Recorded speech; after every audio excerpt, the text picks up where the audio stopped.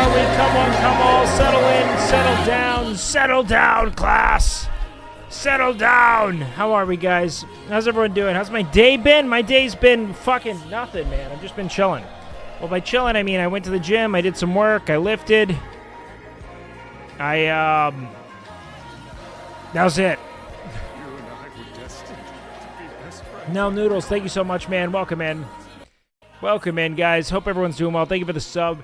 Can you please answer the allegation about your real name being Blake Wilder? I plead the fifth. Best intro on Twitch hands. I think most people don't really do an intro, right? They just have like a screen until they're ready. Like, I feel like I'm kind of an outlier in that I do this whole rigmarole. Welcome in, guys. Hope everyone's feeling decent, man. Everyone having a solid, I don't know, it's almost weekend, right? Almost that. I got invited out tonight, but by 2, honestly, I just had people were just rolling out the invitations today, guys. They were just rolling it out. Train is the best intro. Train hasn't streamed in the time I've been a streamer. That's like he's like a mythological creature that only comes out to hate. That's all I know. Nah, I'm just staying in tonight. I got nothing more to, someone invited me, like, downtown to this fucking event, and that didn't, I mean, it would have been cool to catch up with him, because I haven't seen him in a minute, but it just sounds like too much. Plus, I had a stream tonight. It's Thursday. Thursday's always a fun night on stream. So we got to do that. That's the game.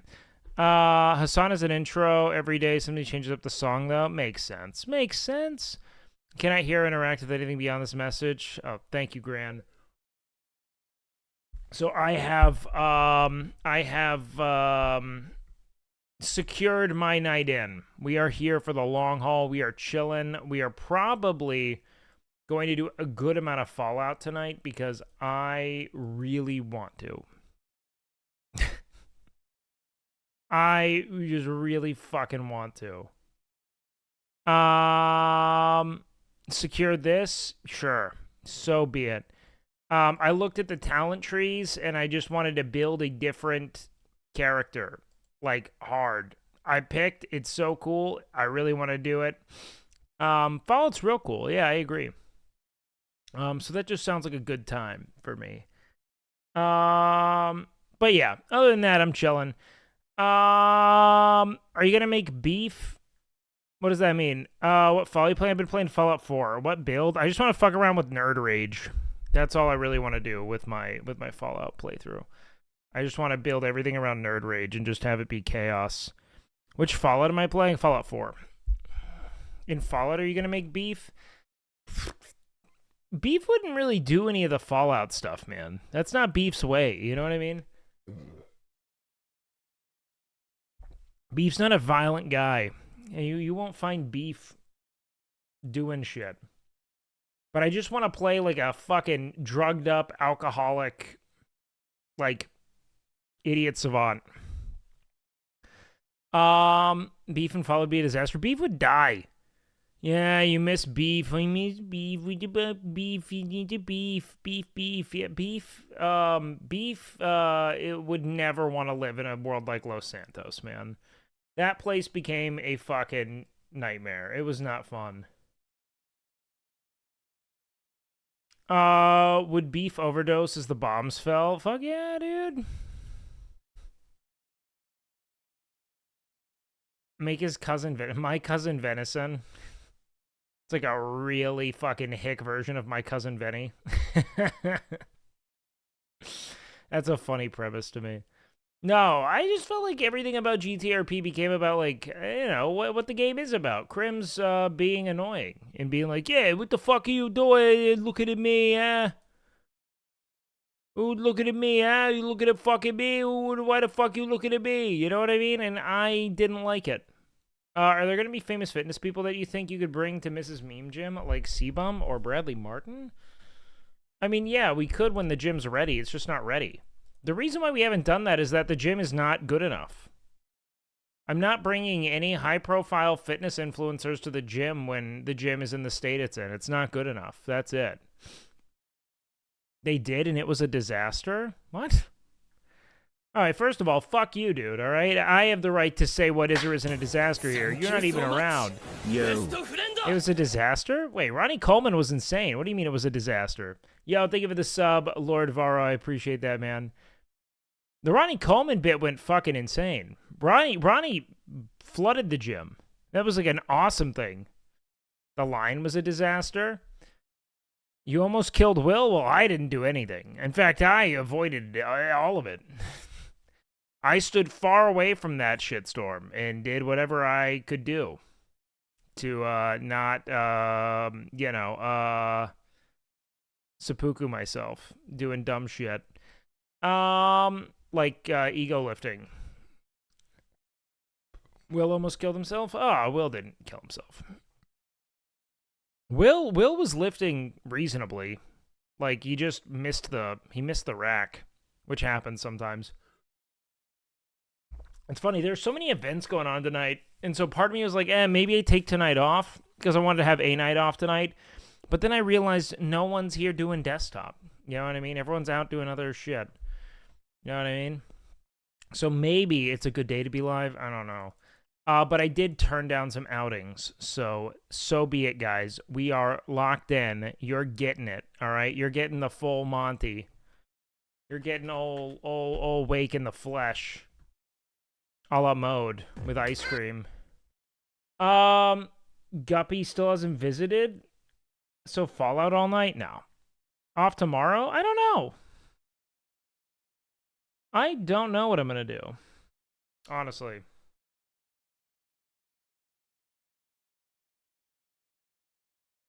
Grayson? It's always Grayson's fault, dude. Fucking ass. Yeah, can we get some more Grayson very mads? I need more. I need a few of those. Grayson also doesn't leave his home, though. Grayson only goes to visit his girlfriend or hang out with his girlfriend. And I'm not convinced she's real. Yes, I've met someone. How hard is it to pay an actor? You know what I mean? He's too well funded. Too many subs. I know, man. This fucking idiot. Not real. Not real? Okay. I'm glad we're all on board here. $35 an hour GF. That's what I was thinking. That is what I was thinking, too. Thursday is probably the best day to take off, but no one's going to be streaming today, so it's not a normal Thursday. I don't think Thursday's the best day to take off. Why would Thursday be? Have you linked up with Felix Fang for the sauce yet? Oh, no. I moved on. There's a girl that streams now that claims to be his girlfriend, but I don't buy it. No, that's not a real person. That's fucking AI. No, with Felix, it just feels like I'm asking a girl I've called hot on multiple occasions while watching MasterChef to come on my stream to, like, no benefit of hers. You know what I mean? Like, it feels like a weird ask the more I break it down, you know? No issue with it on concept. It's just kind of you know what I mean?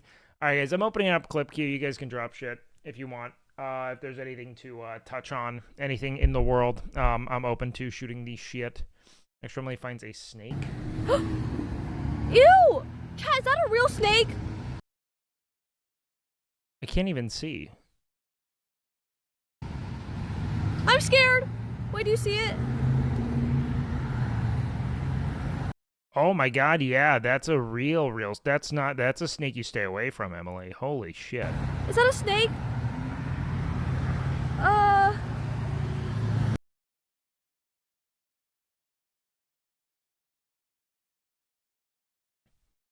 Could that be a, like a copperhead? Wait, that's like I mean, it wouldn't, I don't think it would be a rattlesnake here. Oh, wait, is that its head? Hold on. But it doesn't look like a garden snake or anything. Oh, Texas rat snake? Okay. Wait, that's crazy. Like, it looks very small. Dude, I had some friends in Austin who, they just had, like, a copperhead snake make their way into their house. And it was, like, under their couch.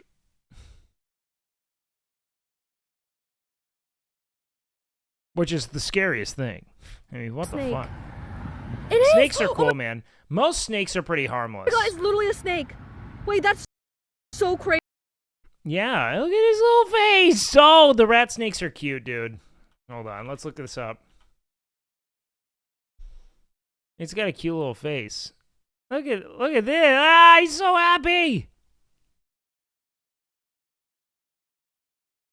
Not venomous? Oh.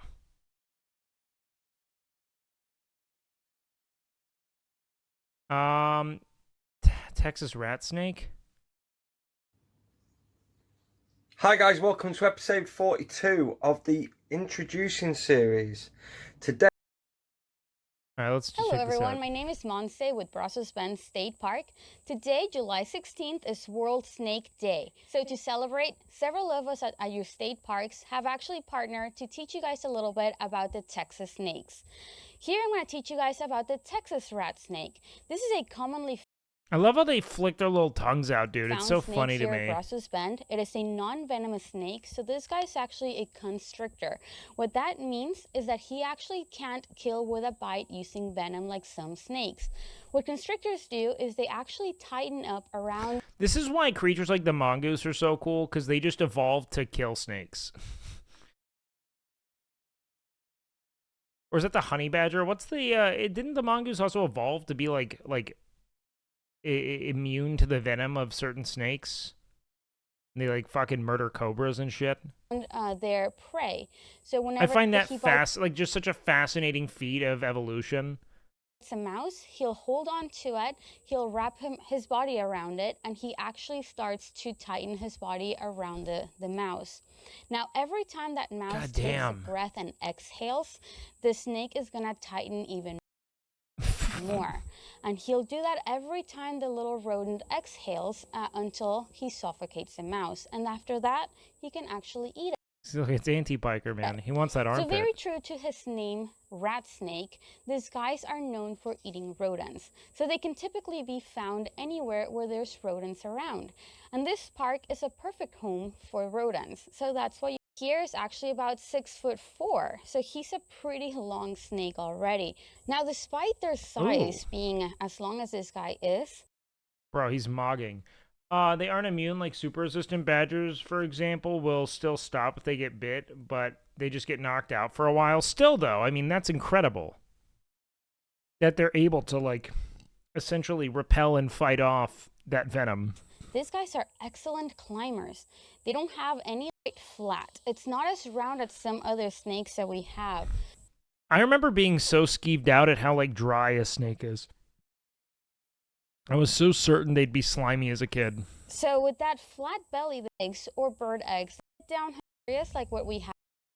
All right, I kind of want more, like, up front, like, It's show me his little face. a bit of a soreness going on. I'm not. Its juvenile pattern into adulthood. Snakes are so cool, man. I love me a good snake.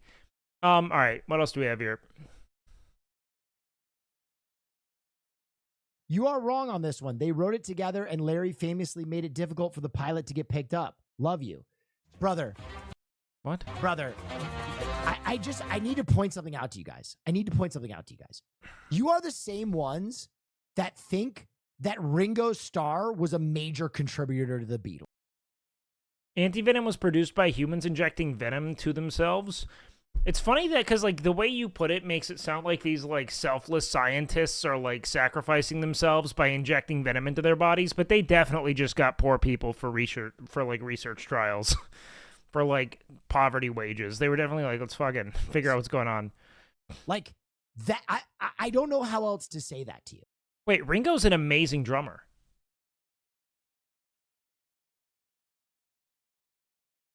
Like, no, I kind of disagree. Like, Ringo was, like, a very tasteful and understated drummer who did a phenomenal job of, like,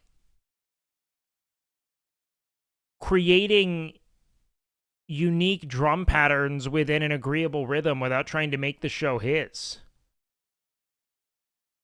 There are a lot of people who, like, really, like, there are, like, famous drummers that will wax poetic about how good he was.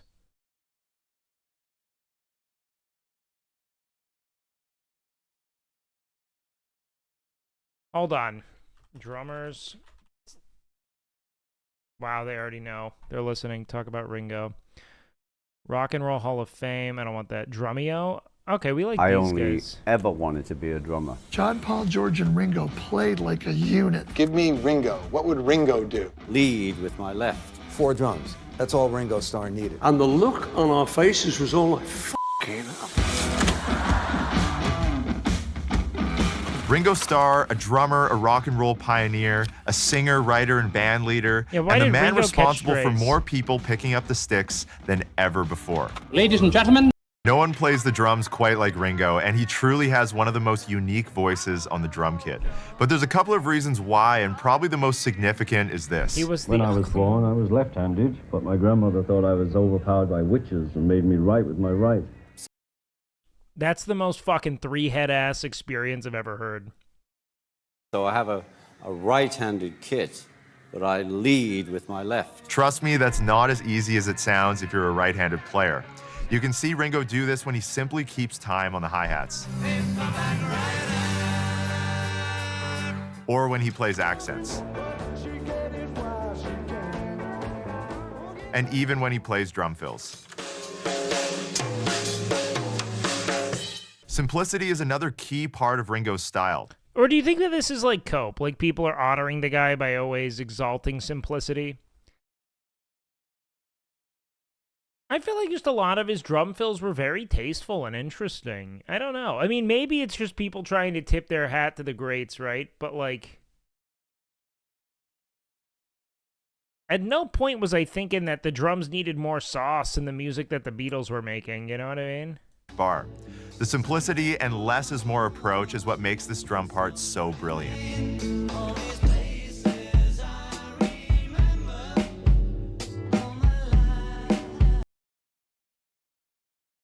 You're saying Seinfeld was a product of nepotism as well? Is it trolling? Well, just not there.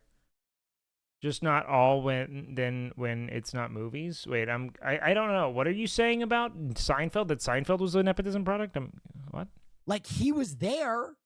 He tried, but if you don't think that Larry David was the one that carried that, I don't know what to say. Shutters, thank you so much for the 100. Now I have to go grab a fucking shirt. God damn it!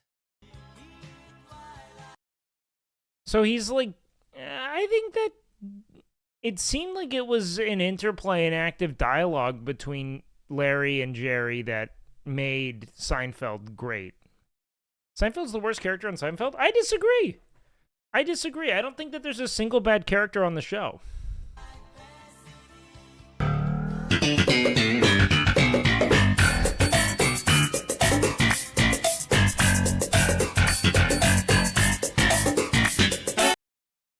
Was that like a points redeem, or did Will cue that up?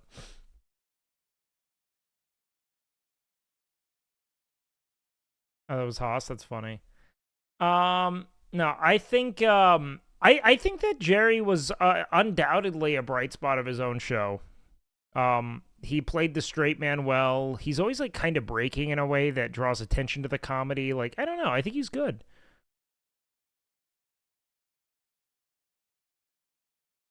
George is the most interesting character. Yeah, I mean, like, you know, it's kind of like South Park, where Cartman kind of drives all the stories, but you kind of experience it through Stan, if that makes sense. Like, George's neuroses and, like, Kramer's neuroses are a lot of what, or I guess it's, like, more just Kramer's, like, timing and the absurdity of his character, but I don't know, like, between Jerry and George, they, like, give a vocabulary to, like, the absurdity of being in a way that I think's really cool. Like, I don't know. To what extent Jerry did or didn't contribute is, like, kind of a mystery, but I mean, I love Curb, and it's a great testament to what Larry David can do on his own, right? So we have that going for it. But Seinfeld was saying he was the reason Friends succeeded as a show, which is confusing. Wait, but for what reason exactly? Like the idea of a bunch of friends living in an apartment complex in New York City? I won't lie, Seinfeld kind of does create a blueprint for that, but I wouldn't claim their success. It just kind of allowed people to think for a moment that the joy of television could be in, like, mundanity, which isn't very common in TV at the time, you know? But in a bar in Philly, I know. Seinfeld made Friends because it was the lead-in? Sure. Yeah, he literally was just saying because he made his show, Friends succeeded. I don't know. It definitely probably gave people the idea, yeah. Will was just going off on the fact that a lot of Jerry's ego stems a lot from his immense wealth gained from Seinfeld. Sure. I mean, I don't think Jerry's like a great comedian, but I think he's a very disciplined worker, and he's someone who, when I listen to him talk, he's a very interesting mind when it comes to comedy in particular. Yeah, I mean, a lot of people will say he's like the true, like, pure observational comic. And his ability to kind of, I don't know, man, like, give a vocabulary to, like, the inconveniences of modernity is cool. You know what I mean? Like, I think it's special. Hi from Hassan's stream. Yo, what up? Oh, yeah, Hassan's doing shit. So you like jazz?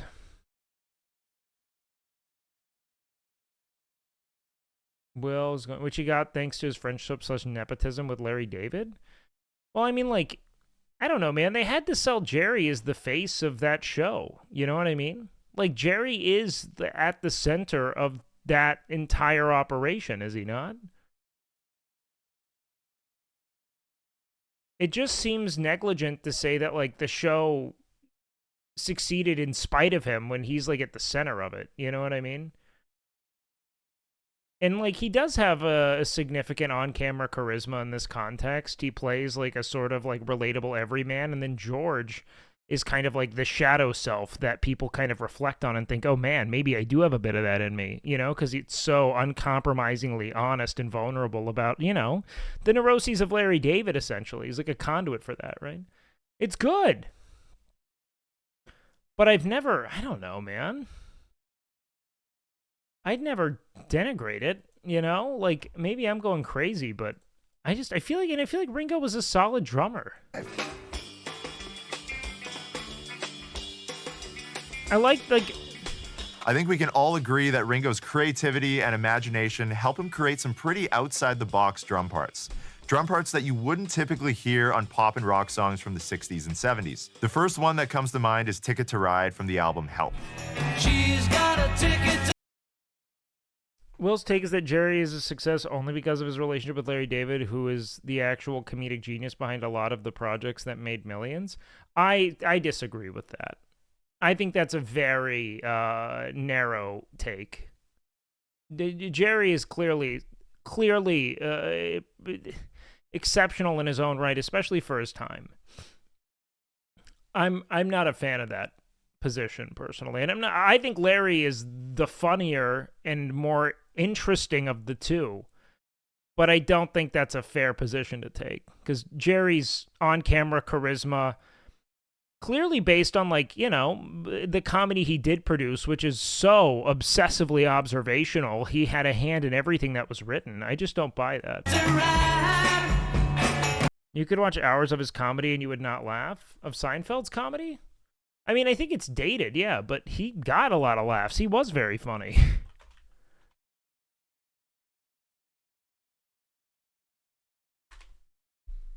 Let's see. What's like his old stand-up? Best stand-up comedy. Thank you very much. Thank you. Standing ovation. Now I know there's always a... Excuse me? Perfect start, sure. Thank you. I know it's not easy for... Like, he's obsessed with, like, the delivery of a joke. It's just very... He does his hits, not new material. Well, no, it's not that. He sees comedy in a very old-school lens, which is that of, like, an act, right? He doesn't think of comedy in the way that it's consumed now, which is that people are always trying to keep up with and derive more from the comics in question. The act is something that you just trim a little bit of fat off of, is what he'd say. He's so up his own ass? Yeah, I mean, he definitely can be. I'm not going to neglect the reality that I think he was a significant part of Seinfeld's success. you know, not just in being the namesake, but I think that, like, he as a character was well crafted and a very strong everyman for the show. For an audience to give He's probably the weaker actor, but it's not super relevant. a standing ovation. There's always a few people that don't really want to do it. On the dashboard. Guys, how long are these shifts? Can't we get this man a 10-minute break for a shower? You're in the back, it's coming through the glass. You're just going, what in the world? And then I love when they put that cherry poppet stuff on the dashboard. So you get the cherry. How much of Seinfeld's success was dating 17-year-old high school girls? At least 50%. Yo. I don't know what that's supposed to be. Even Look, I just like the dude. I think he's kind of a strange guy. Well, he's clearly autistic. That's the one thing. Jerry is just clearly an autistic man. First and foremost. I also think that he is fits neatly into the fucking, like, weird kind of textbook person with celebrity who is used to not being held accountable. Fruit showers more often than this. The funny thing to me about being in these cabs is that when you're in... He's a Zionist? All good points. That does not change the fact that I don't think he was a non-factor to the success of Seinfeld as a show. Like, I'm not gonna. I think Larry David is a fucking genius. Larry David is one of my favorite comedic minds ever. Ever. I think he's so great. Film being dead, something to do with his newest film coming out, just a bad take from someone who isn't known for film? Sure. In Manhattan, for some reason, you don't get scared no matter how fast the guy goes. Well, you know, he's driving fast and recklessly, but he's a professional. He's got a cab driver's license. I can see it right there. I don't even know what it takes to get a cab driver's license. I think all you need is a face. I know all about the Shoshana stuff. It's fucking bizarre. Shoshana Alonso, the founder and creative director of the fashion. She attended Nightingale Bamford School for Girls in New York City's Upper Also incredibly attractive, East this Side, woman. graduating in 1993. Her father, line that appealed, first ever style director. Yeah, it's weird. Did you know Julia Louis-Dreyfus was a billionaire? What? Isn't her father very wealthy? Isn't that it?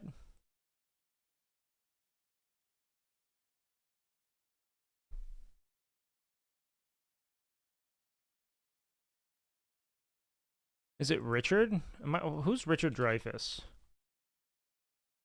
No, different guy. Totally different name. That's an actor.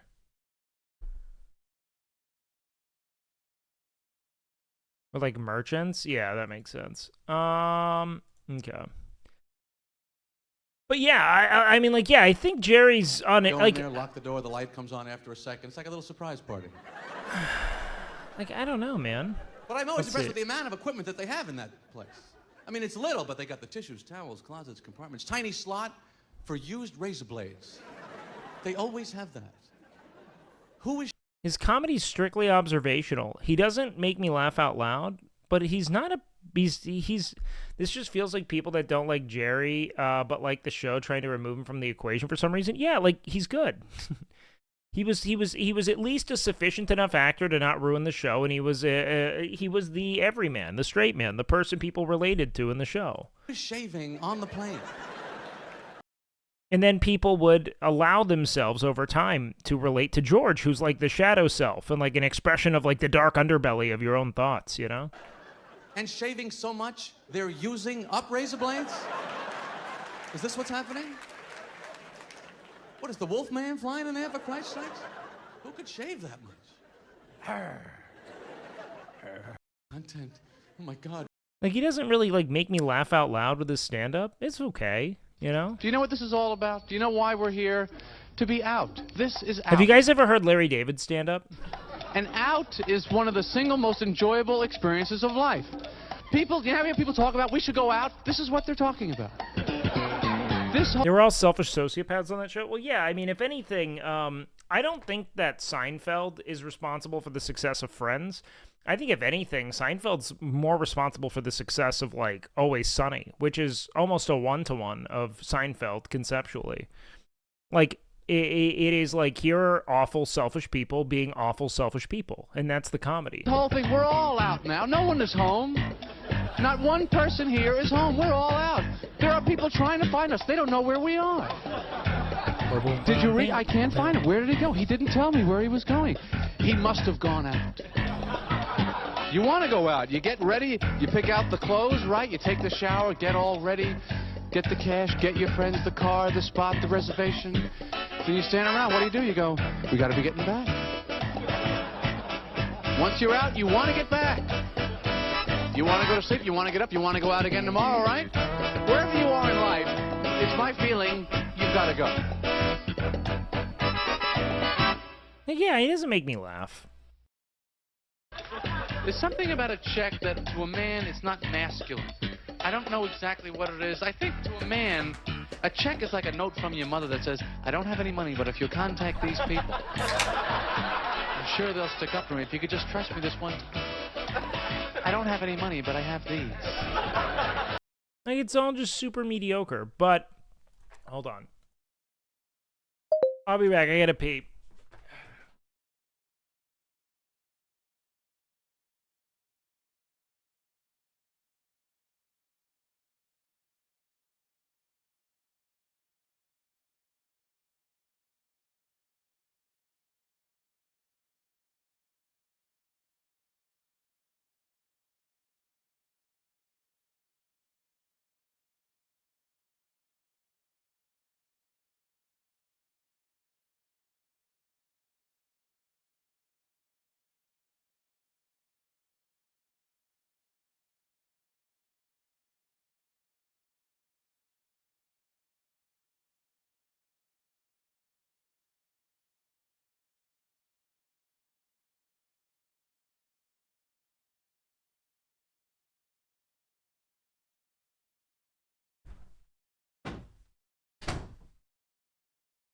What the fuck are you writing in my fucking chat? Shut up. Don't do that. That's fucking awful. That's so annoying. Let's see. Is this the stand-up special I saw? I don't know. It wasn't a special.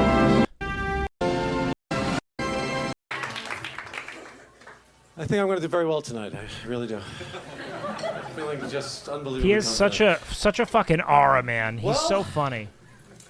That was a bad start. It was a bad start. A really stupid start. I don't know why I did that. You'll see. Yeah, nothing from the 90s is super relatable at present. One through line I found about comedy that I'm so glad it moved away from is that comedy was so entrenched in, like, race-based discourse. It's so funny. In the era of, like, I don't see colorblindness in the 90s, almost all the comedy I would watch, like, every bit was about distinction between races. Like, it was so, like, stereotype-driven. It's so weird, man. Like, I can't really watch it because I don't find it funny. Carlin doesn't make me laugh ever. Carlin is he has never made me laugh out loud, ever. His bits were so rigid and so almost like musical. Like I love Carlin and his contributions to comedy. He just doesn't make me laugh. You know what I mean? Well, you seem like a very nice audience tonight. I'm wondering, in case I break into some Spanish or French, may I use the familiar two form with you people? Instead of usted, because I think usted is going to be a little too formal for this crowd. I feel already I've established the kind of rapport that I can jump into the two form with you. That quickly. I'm taking a two liberty with you. To me, Carlin was the pinnacle of clapter.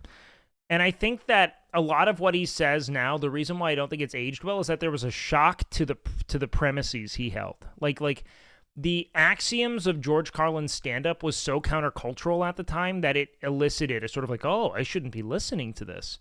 But now, the thoughts are so destigmatized, you know, or he's like, I don't believe in a God, and, you know, you can hear like a hush and like nervous giggles. And I'm like, yeah. Why would you? The two form, and that's it. You can't talk me out of it. You know, Caesar used the two form with Brutus even after Brutus stabbed him.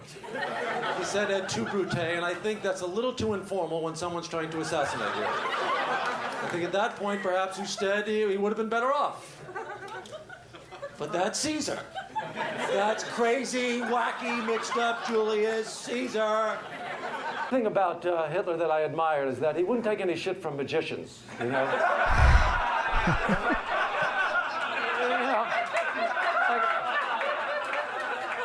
Hitler was a big fan of magic, and Hitler would go to a magic club, and he'd watch the show, and afterwards he'd go backstage to talk to the magician. He'd go, it was a wonderful show, and I was just wondering, I was talking to my friend, where's the rabbit? Shut the fuck up, Mons. Can you ban that fucking dingbat? Holy shit. I'm really glad you enjoyed it, but we're really not allowed to tell about the secrets. You know, they're tricks. We're not allowed. Yes, I understand you're not allowed to tell, but just tell me, where's the rabbit? My infuriate, it's a union thing. We just, where is the rabbit? You will tell me where the rabbit is now!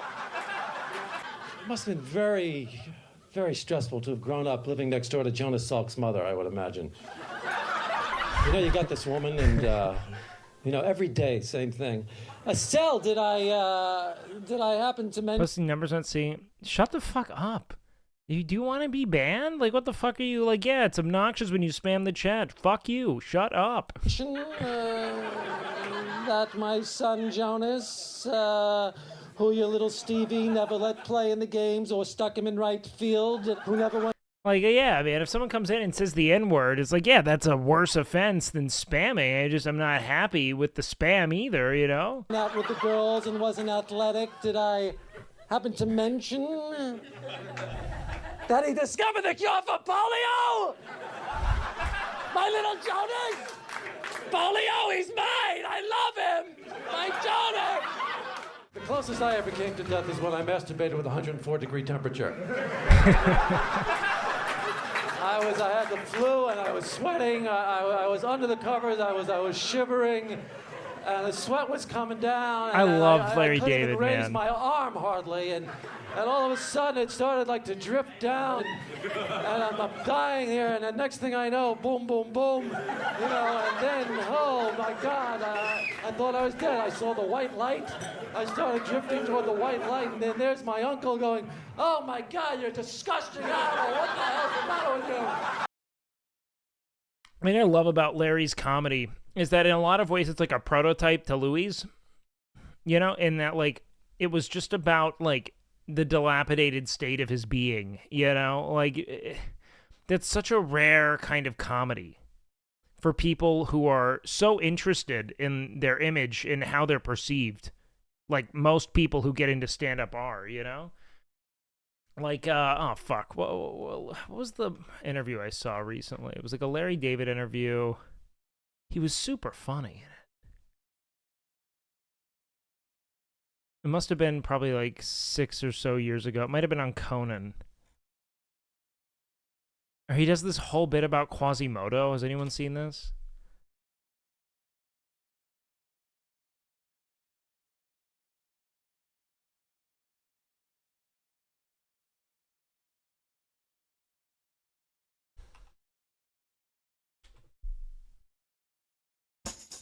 Changed a lot last couple of years. You are single now, and I was wondering, Where is it? Is this it?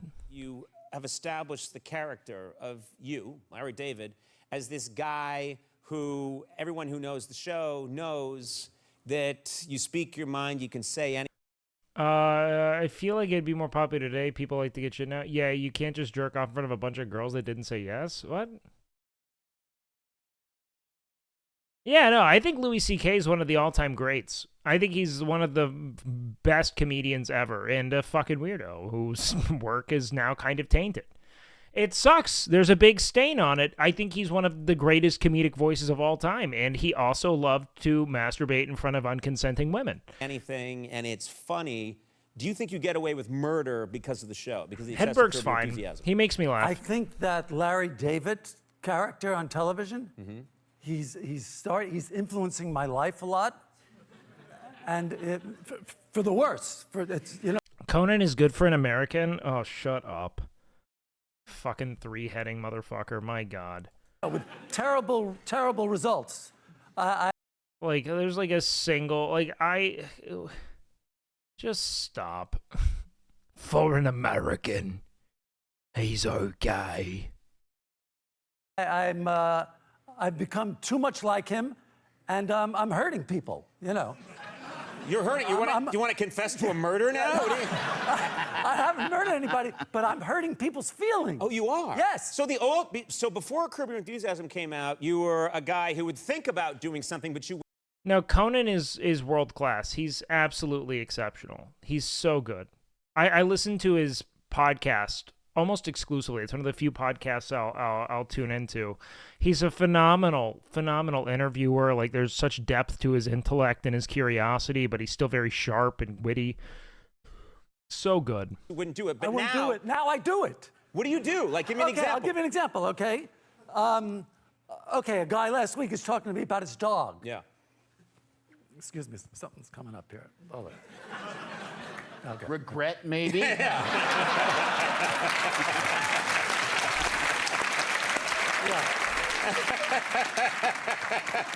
He's got a dog. And kind of scolding on that people. No. You're a nice guy, but I see. Right. I don't do that outside. Dude, where the fuck is it? There's this phenomenal Quasimodo bit. I just don't know where it is. It's so funny to me. And now I've talked it up way too much. No one's going to laugh at it now. But it's so funny.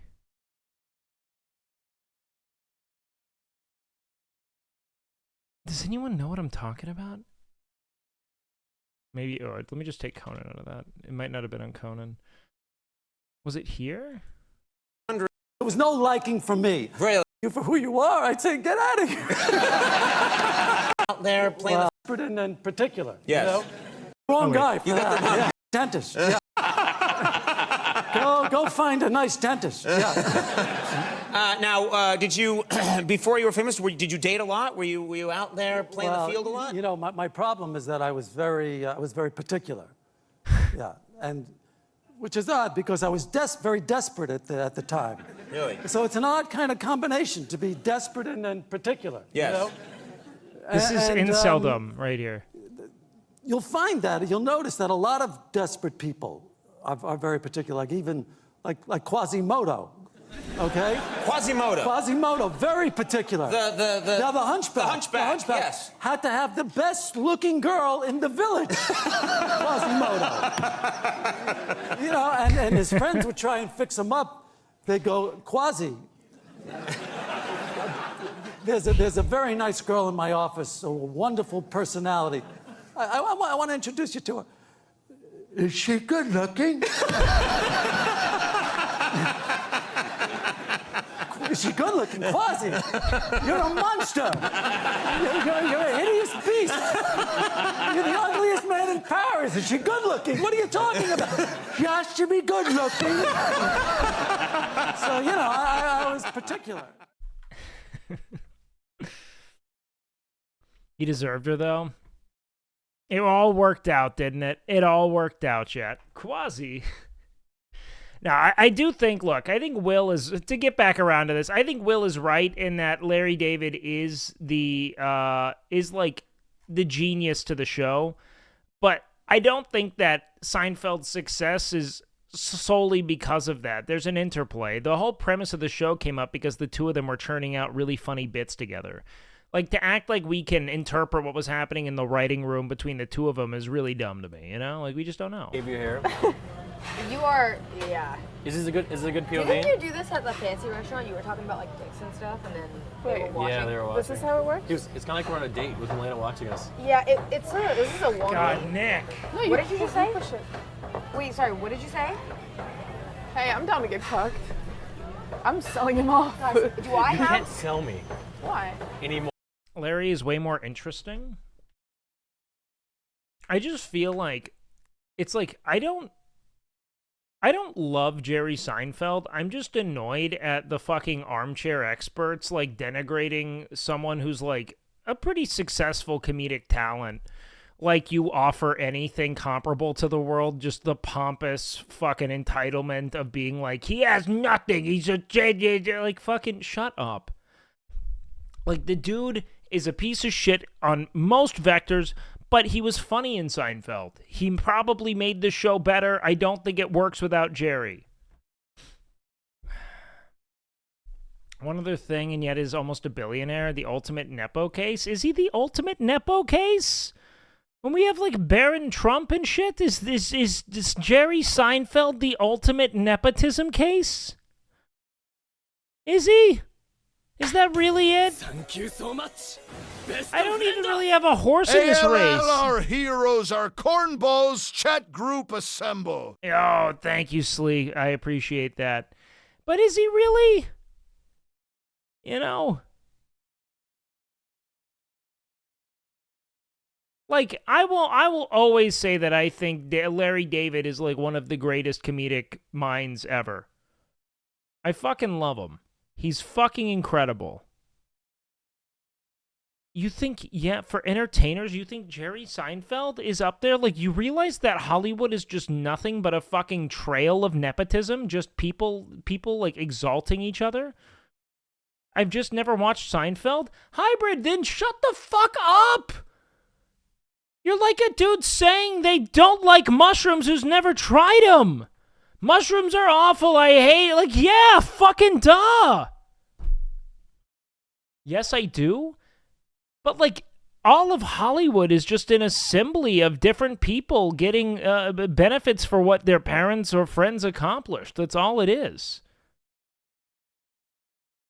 Like, go look at, like, Jason Schwartzman. He exists solely because he's a fucking Coppola. He's pretty funny, but he's just a Coppola. Nick Cage, Coppola. Like, there are, like, dynasties of like, look at the Deschanels.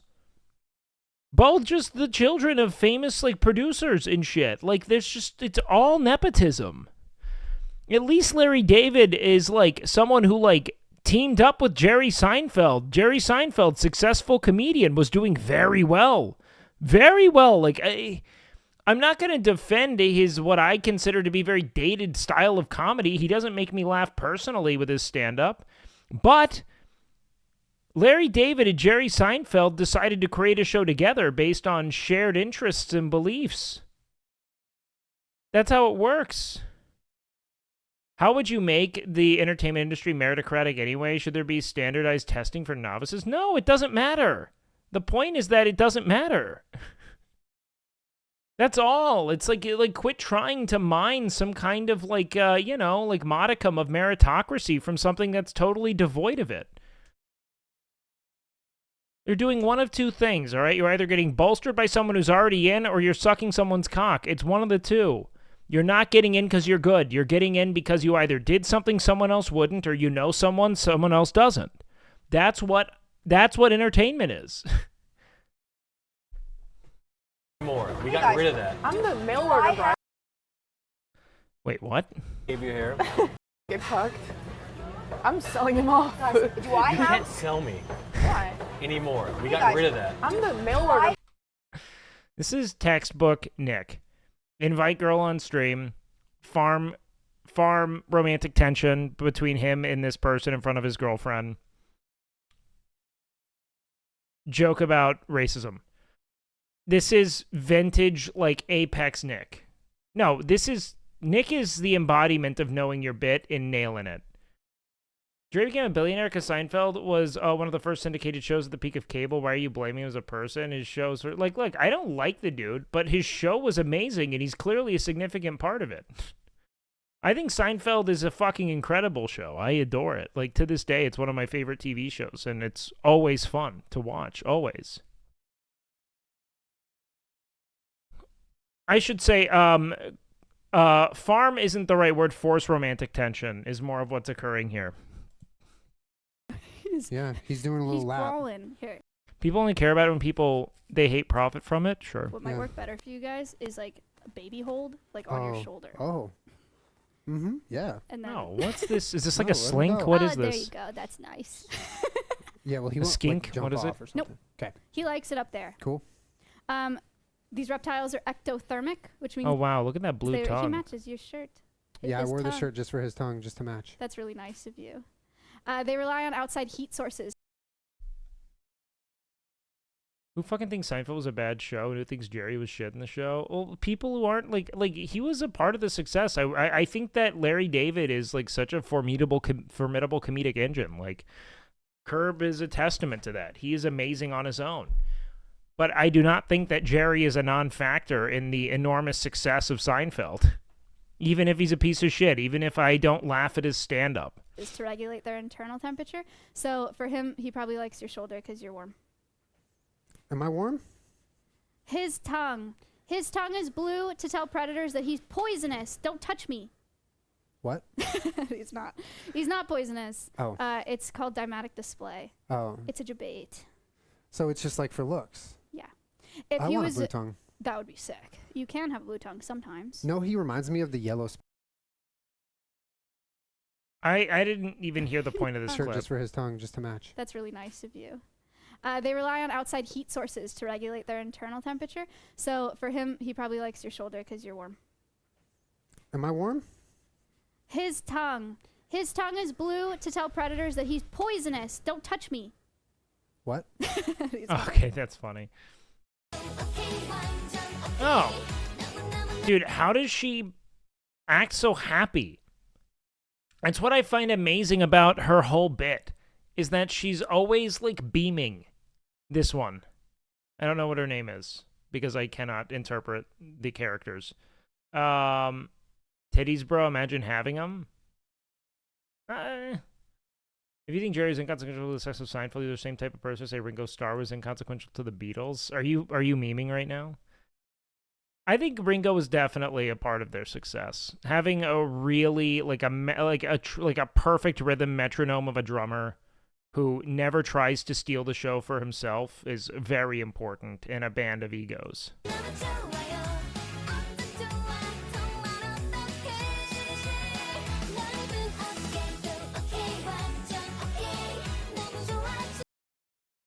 We're very excited as fans to be. That and like, it's so funny because one of the things I find most frequent in music is that a lot of people's favorite band members are drummers because they're so comfortable with not being at the forefront of the band. Pete Wentz would always say that about the drummer of Fall Out Boy as well. I forget what his name is. Go figure. Here. Oh, yeah. Incredibly excited. Couldn't be happier. Yeah, I also couldn't be happier for E-Rob not to be here this year as well and to have Austin show instead. Look, I'm going to try. I'm going to do my best. I've been studying. I'm a huge Vikings fan, repping 84, Randy Moss. All right, Austin. Now, John Frusciante for Red Hot Chili Peppers, they were so trash without that crackhead. They're like, if Nick's the most reasonable one in the room, you know it's a problem. So you dislike their current drummer? Is that what you're saying? I didn't even know there was another drummer All there. these people are. Oh But- no, I hate watching you go through drive-thrus. But even still, like, you can look at bands like Blink. Like, Blink was still like, Dude Ranch is a fucking dynamite album, and that was with their, like, first drummer named, like, Kevin or something, right? What was his name? Like, their first drummer was totally sufficient.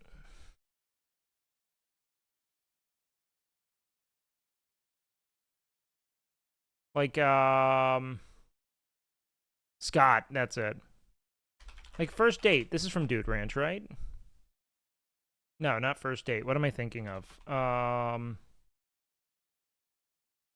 It's not Josie. What is it? Is this what I'm thinking of? Yeah, this is Scott. Damn It is also Scott. And this is one of their best songs ever. This is like the song where they found their sound. Dare I say, this song kind of like invented what we understand to be pop punk. And yeah, his drumming's a little sloppier, but it provides a totally sufficient canvas. It's alright to tell me what you think about me. I won't try to argue or hold it against you. I know that you're leaving. You must have your reasons. The season is calling. Your pictures are falling down. So young, man. The time will consume us all, man. Enjoy it while you're here. The steps that I retrace, the sad look on your face, the timing and structure. Did you hear? A day late, a buck short. I'm writing the report on losing and failing. When I knew I'm playing now, and it's happened once again. I've seen Blink live, but that was back when Skiba was on. Skiba was there.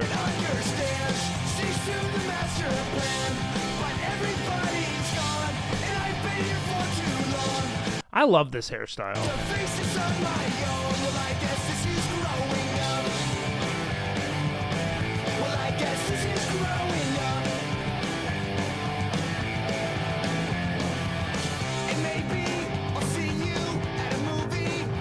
And then I guess you can.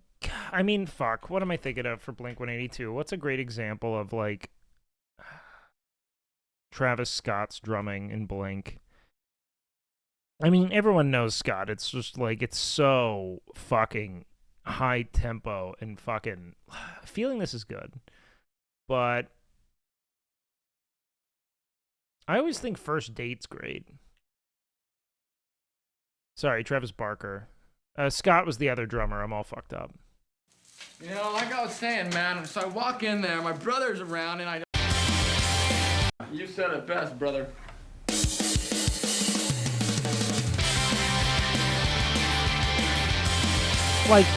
Like Travis's fills are insane.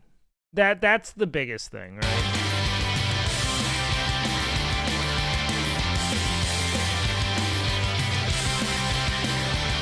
The fills are nuts.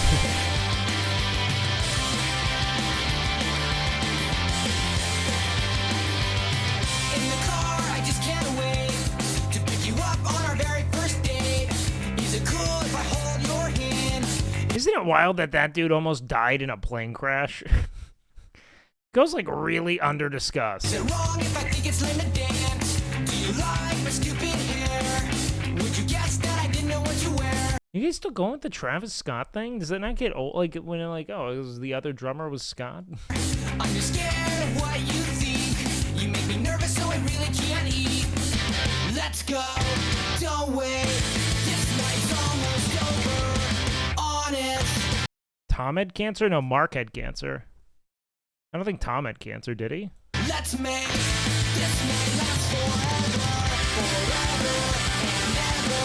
Let's make this last forever. Forever and ever. Let's make this last forever.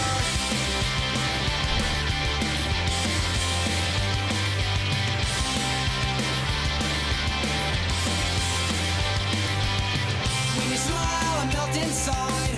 I'm not worthy for a minute of your time. I really wish it was only me and you. I'm jealous of everybody in the room. Please don't look at me with those eyes. Please don't hint that you're capable. The thing about Blink is that Blink is so unabashedly poppy. Like their songs are so infectious. You know what I mean? They really like transcended genre. Like they were radio successes in a niche genre, which is cool. I dread the thought of our very first kiss. A target that I'm probably gonna miss.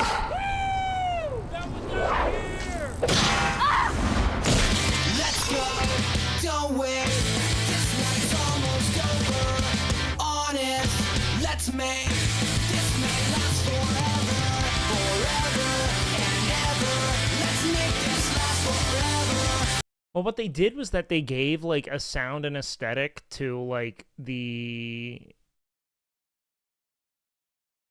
It's not just like the angst of being a teen, but like the sort of like ennui, like the fugue state of it all, of like not knowing both the sort of like enormous optimism but oppressive fear of it all.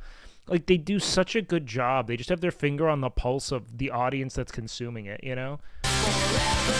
And it looks like they're having fun, you know?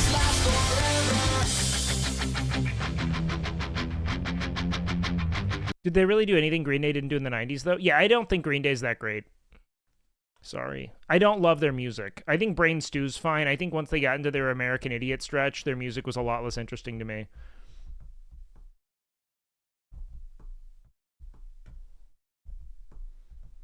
What, wait? I don't love Green Day. I don't. Green Day was actual emo? Not really. No, they weren't. I don't consider Green Day that emo at all, actually. Fat Lip is Sum 41, not Green Day.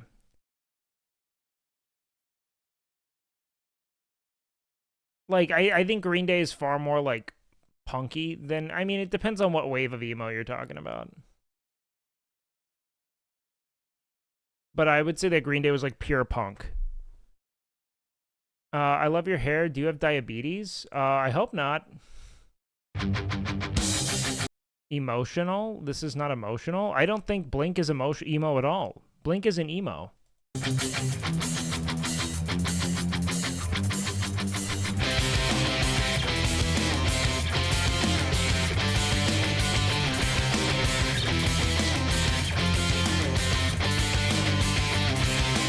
Blink might have emo songs like I Miss You and Let's Stay Together for the Kids and shit like that, but they're not emo.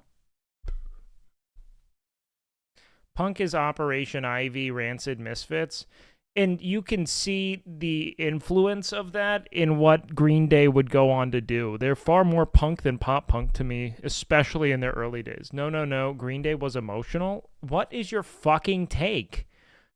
Are you just going to obsessively tabulate bands here where you're like, yeah, they have emotional songs. What the fuck are you on about? Does that make them emo as a genre?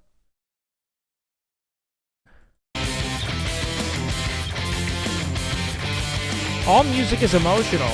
Like, how is this not an like, this is brimming with emotion. It's nostalgic. It's considering the euphoria of meeting someone for the first time and the multitudes of unknowns that propagate in your fucking brain, you know? This makes me want to run through a yard. What do you think an emotion is, you dingbat?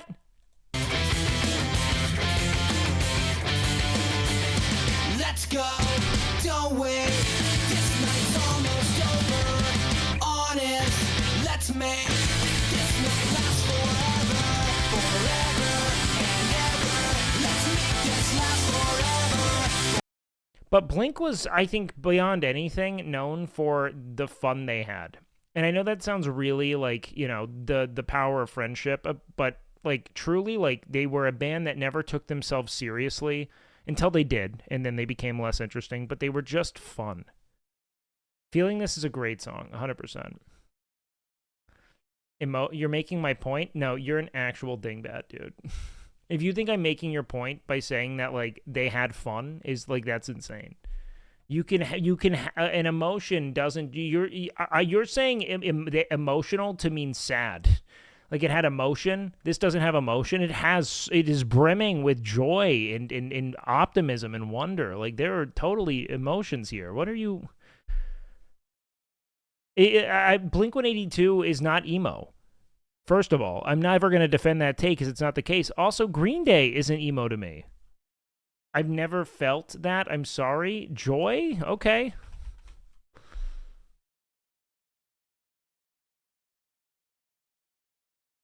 Let's see. I just don't love, like, I don't care about, like, American Idiot. I don't love the album as a whole. It's fine.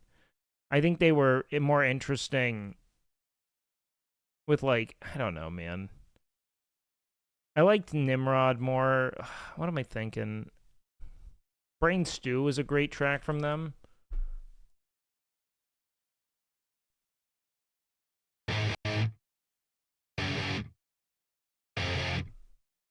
I'm having trouble trying to sleep. I'm counting shit but running out. As time ticks by. There's more emotional tracks. Why I'm singling you out? I'm singling you out because you've been going back and forth with me about like how you tabulate a band like Green Day does not fit neatly into like what emo would have been at the time. Like here. Still I try. No As for cloud shops in my mind, on my own, here we go. I'm gonna get us a good list here. Yo, Canute! Thank you for the raid, dude. Welcome in, welcome in, welcome in, welcome in. What up, guys? How's everyone doing? Welcome in, guys. Settle in, settle down. Shut up! Hope everyone's doing well. So like your first wave of emo, right, is like it's if I could be mistaken, it's an offshoot of like hardcore punk music from what I gather, right? I don't consider that to really be what you hear in Green Day. Hope you're good. Me and Robert had a really good call Jim 80 today. I know. I wish you guys scheduled it for afternoon like I needed it, but I'm glad it went well. Let me know how things went. I actually need to check the, I don't know if things were, actually, I don't know if, like, we talked, like, numbers, but I want to know about it. Had to be done. No one else is doing it except the Dixie Chicks, and they got fucking blacklisted in the industry. Like, what? Media hype rather than actually important? I don't know what you're talking about. And then most of emo, as you understand it, doesn't really come from, like, emo core out of hardcore. You know what I mean? It exists more in, like, Midwest emo. Does that make sense? No, Taking Back Sunday was not one of the first emo bands. I mean, the first emo bands would be, I mean, let's see.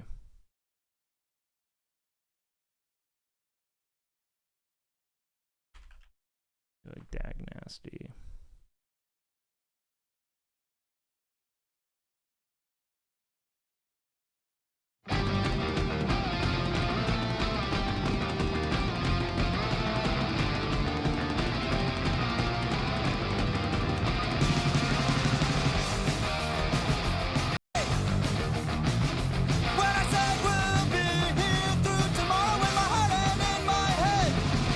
Like, it's less rage, more, like, reflexive, and, like, a little more technical guitar work. But not notably.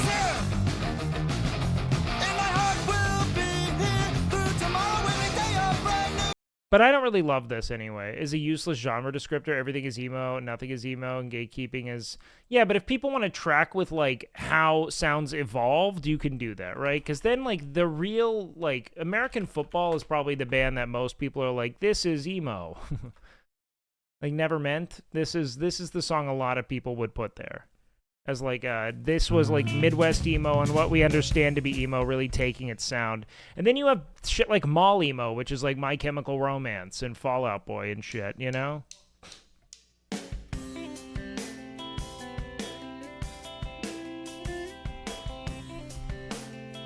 Math rock? Yeah, math rocky guitar for sure.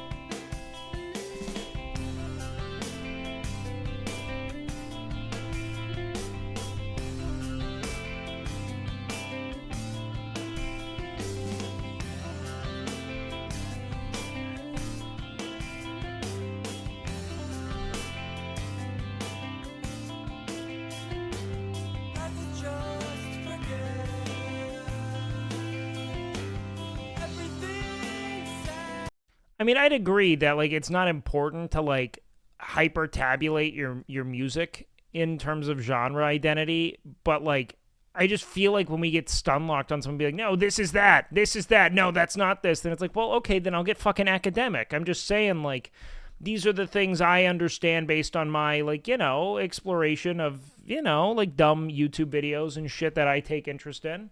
That's it, right? This is gonna suck. Why? Why? Because you always say, my girlfriend wants this. Please don't. I don't say that. Hello. Nick. Hi, can I have a water? What a what do you great want? diet. Milena wants to order. Hi, sorry. Can I have a venti iced Americano with stevia and almond milk? That's it. Thank you.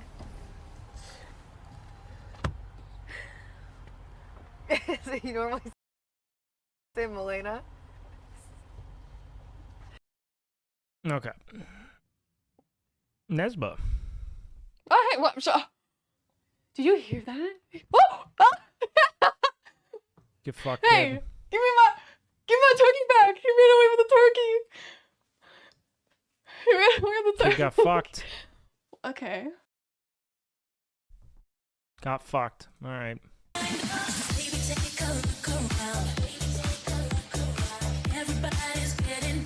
Froggy. Froggy!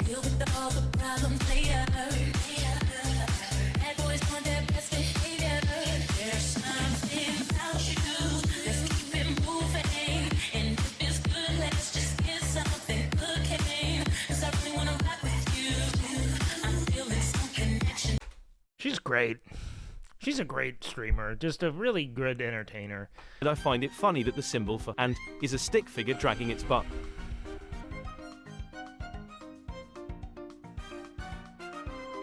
That is a stick figure dragging its butt, and I don't think I'm ever going to unsee that. The ampersand is a stick figure dragging its ass.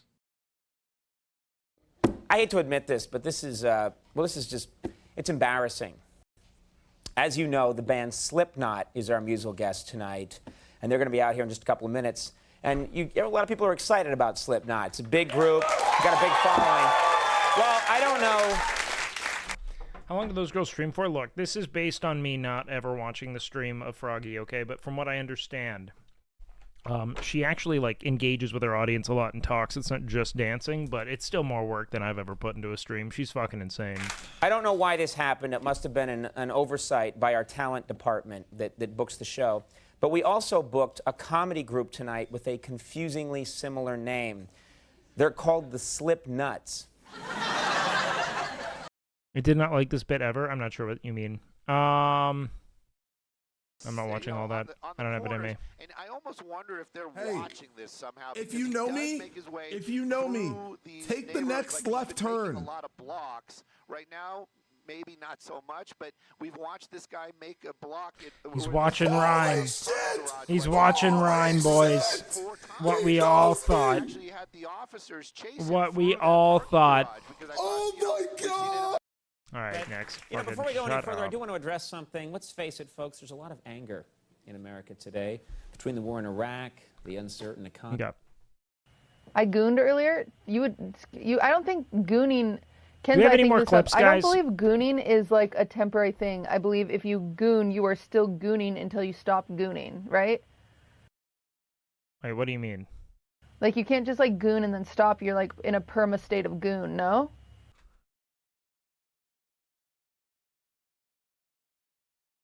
Well, isn't it kind of just edging? But like with more like, you know, vigor. Gooning is kind of like inertia, right? Anne Hathaway is a gooner? What do you mean? Is she? I don't know.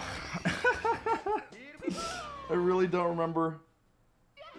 You hold A on the single jump, right?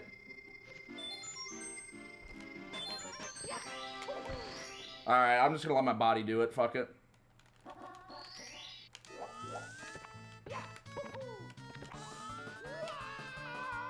I think I have amnesia.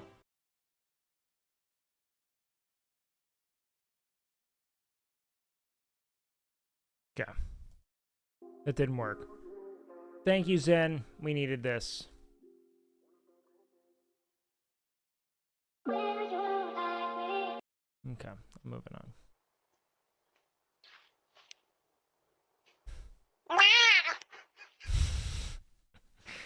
Why did they kind of nail, like, the phonetic interpretation of that? Like, there is a couple of G's in there.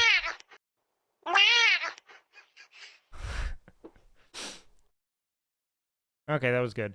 All right, any other clips, guys? If not, I'm going to end clip queue because I'm not getting dick!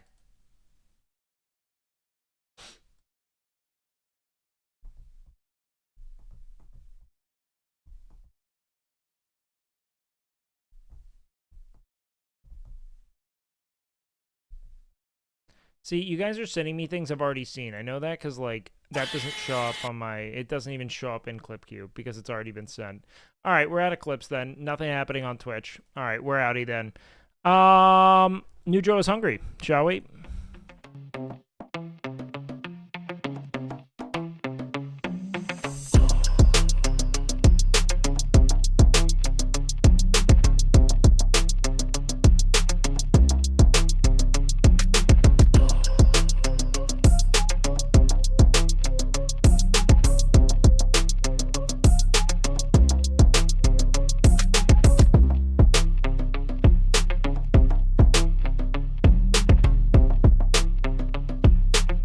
Look at that. He's getting his little fan art. Hello everyone. If you haven't been here before, I am the host. My name is Joe, and you found yourself... I want to try Raising Cane's if the line is over an hour wait. What the fuck? Then never go. It's fast food. It's never going to be that good. That's disgusting. Never do that. At the Joe is Hungry channel... Priscilla Dirty Girl is such a kinky name for your cat. Yep. Where we are in the endless pursuit of food nirvana right here within the city limits of Fairmount, Georgia. And before we can even get started, it's time for the ever-present birthday shout-outs. Evan, Alfie, Cammie, and Connor, Andy, Ryan, Kate, and Phillip, Chrissy, Michelle, Javon, and Ty, Wesley, Quinn, and Mitch. I want to wish a very special Joe's Hungry birthday shout-out to each and every one of you. I also want to extend a very special shout-out to the people who took their valuable time to do this week's food poll, because you helped me to decide to do something that I Oh man, he's in a poll. He's in poll hell. He's gonna be stuck there forever.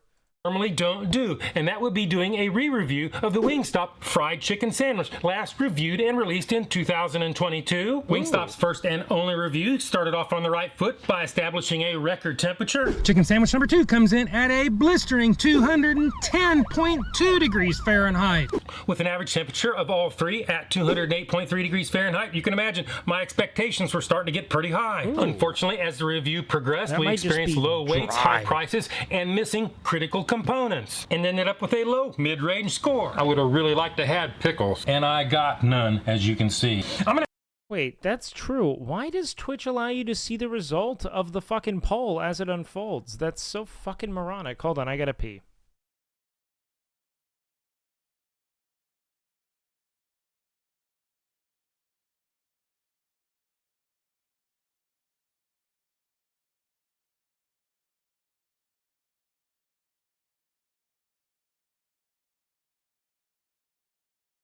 When streamer goes away, the rats come out to play.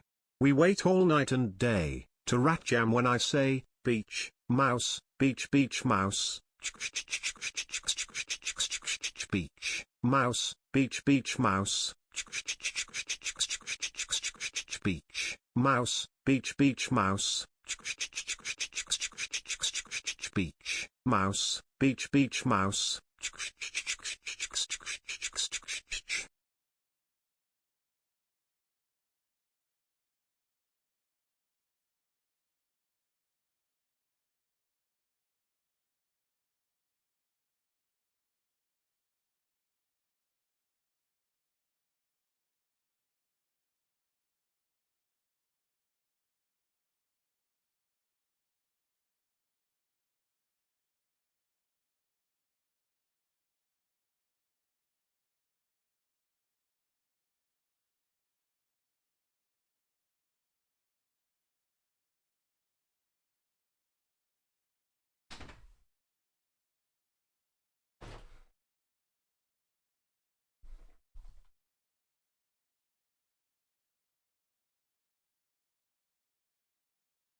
Okay. I'm gonna have to go with a 5.8. They forgot my pickles. Since I learned they opened up a new location right down the street in Cartersville, Georgia, and I couldn't think of a better way to check it out than to give Wingstop a rare Joe's Hungry second chance. The Wingstop chicken sandwich is made with 1 deep fried chicken breast, according to Wingstop, crunchy pickles, hopefully they won't forget it this time, on a buttered toasted bun. It also includes 1 side of ranch dipping sauce.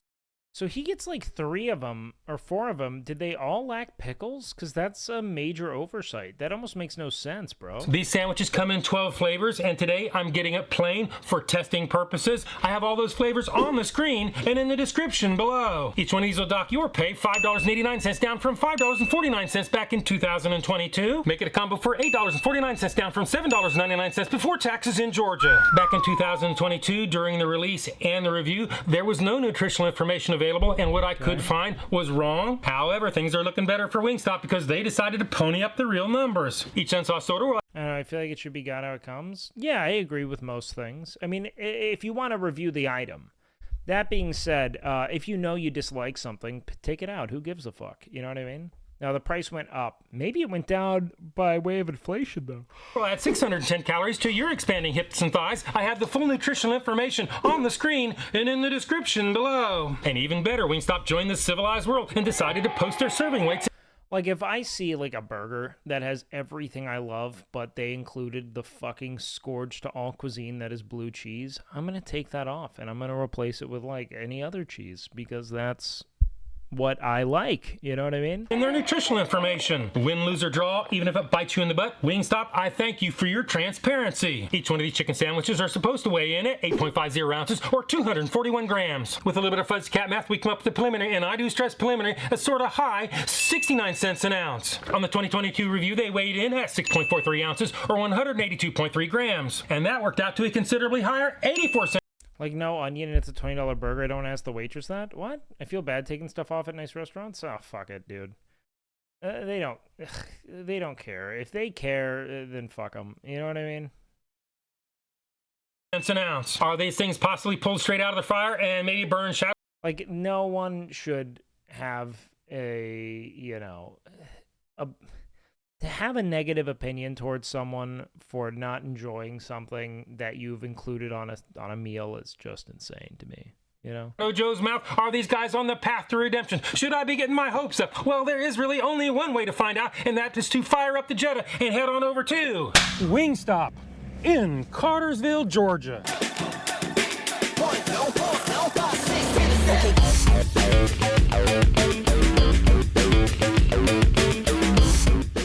I've got my chicken sandwiches. Let's do the Joe is hungry temperature test. Whoa, did he skip the whole ordering phase? I've got my chicken sandwiches. Hold on. Let's do the Joe is hungry temperature test. Drive-through, got it. Sandwich number 1 is 185.2 degrees Fahrenheit. Chicken sandwich number 2 is 192.0 degrees Fahrenheit. Chicken sandwich number 3 is 195.8 degrees Fahrenheit. The heat queen is ecstatic. For any length of time, you know I like my temperatures at 140 degrees or above. Hotter in my book is always better. And apparently, Wingstop in Cartersville, they get it because they passed with flying colors. The Joe is hungry temperature test. Now it's time to get to the truth of the matter. Get ready for a Joe is hungry fried chicken autopsy. Head back to the studios and do the Joe is hungry weight test. Today, these things actually come with dipping sauce. I am not going to include these in the weights. I am not going to calculate into the prices because that's how I did it back in 2022. So for today's purposes, I'm going to take off for the packaging. Okay. In other words, I'm going to set the chair on the scales.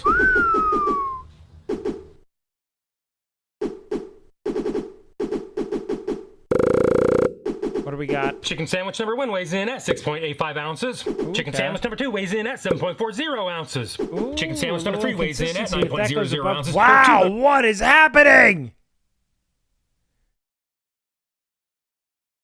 Heinous inconsistency. A full 61-gram spread? 155 grams. Well, we were doing so good there for a while. Your weights, they're all over the place. Wingstop, today, unfortunately, you fail the Joe is hungry consistency weight test. Now it seems like posting your own serving weights have kind of bit you in the butt here, Wingstop. Apparently you have some sort of a portion control problem, which is no fault of the employees. They did an excellent job. They cooked it to order. No question about it. So that only leaves one more thing to do, and that would be to add them all up, average them out, do the math, and you come up with an average weight of 7.75 ounces, which is less than the 8.50 ounces they have in their nutritional information, and that brings you a 76 cents an ounce per ounce price. So now this leads us on to the next chapter in this little video, the one and only, the Joe is Hungry Big Reveal. Okay. Show me what you got, dog.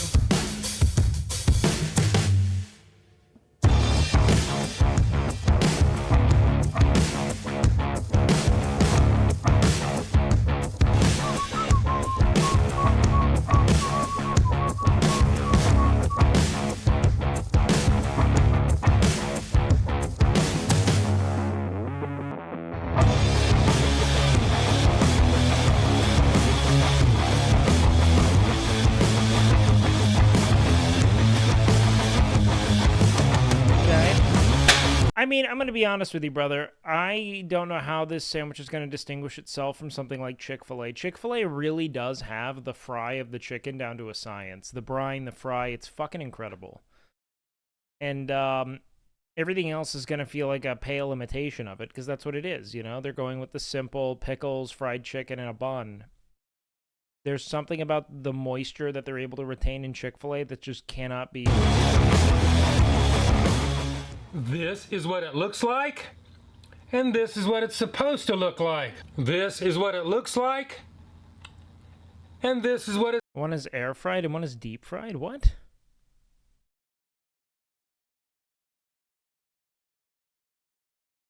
Wait. You're saying Chick-fil-A air fries their chicken? Really?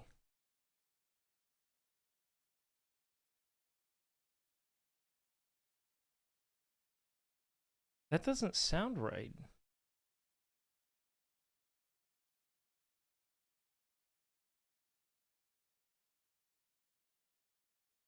Everything about the food and like the macronutrients suggests it's a deep fry.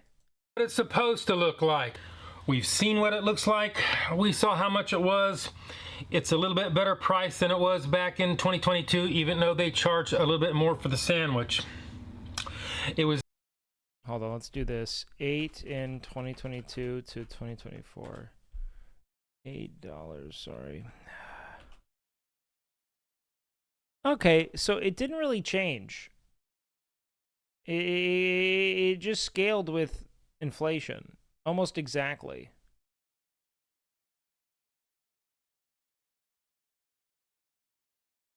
Which is interesting. How does Chick-fil-A make their chicken? Uses fresh, never frozen chicken. Boneless, skinless breast. Marinating chicken in a blend of milk and egg helps tenderize the meat. Flavor. It's wild that the breading is a closely guarded secret when so many people work there. I guess you just have like a bag of the breading and you don't know what's in there. Peanut oil, high smoke point, and neutral taste. Okay. Pressure cooking the chicken? Interesting.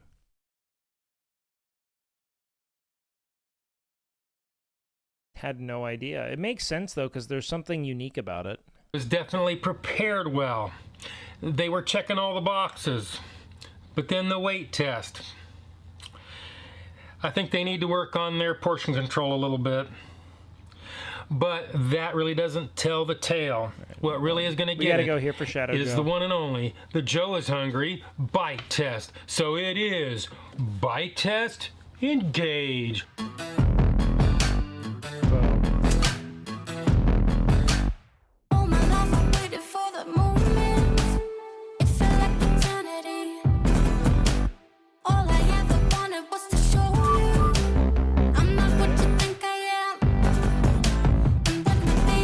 That was a lot of ranch dressing.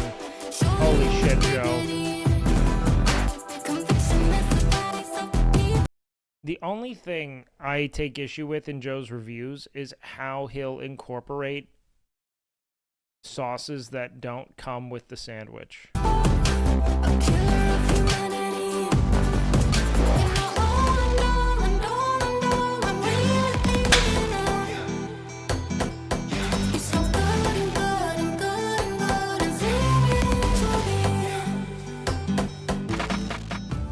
It was definitely cooked hot and fresh, pulled right out of the fryer. I saw it with my own eyes, and it was definitely cooked with care. The breading was crispy, crunchy, and stayed stuck to the chicken, a feeling that I noticed at Popeyes. It has a mild, savory flavor, maybe a little bit under seasoned. Maybe I'm being a little too picky. And I know some of you out there are gonna say, Joe, you need to put some flavors on it. I mean, I can see it in the comments already. But you need to have a good foundation to build on, and that is the only way I know how to tell. Well, before I pass judgment, I'd really like to know what Shadow Joe thinks, so let's take one step forward and 2 steps back and do the Joe is Hungry Sneak-a-Doodle Bite. Wingstop Sneak-a-Doodle Bite number 1. Sneak-a-Doodle Bite number 2. Sneak-a-Doodle Bite number 3.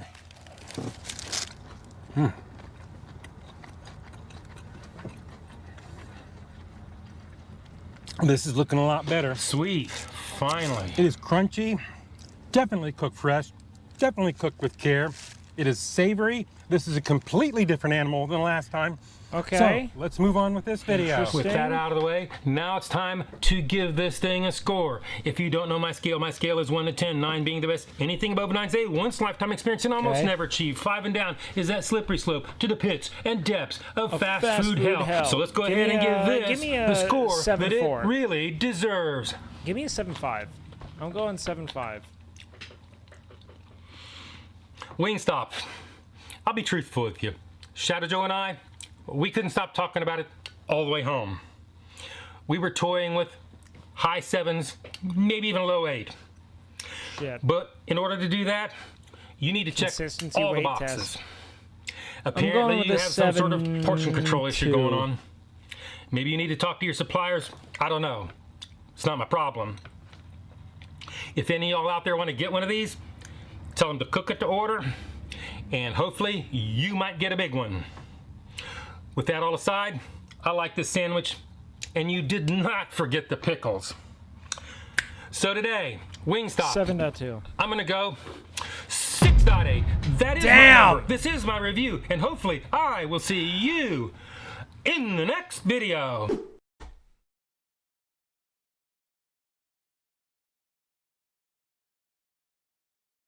Fuck me, man.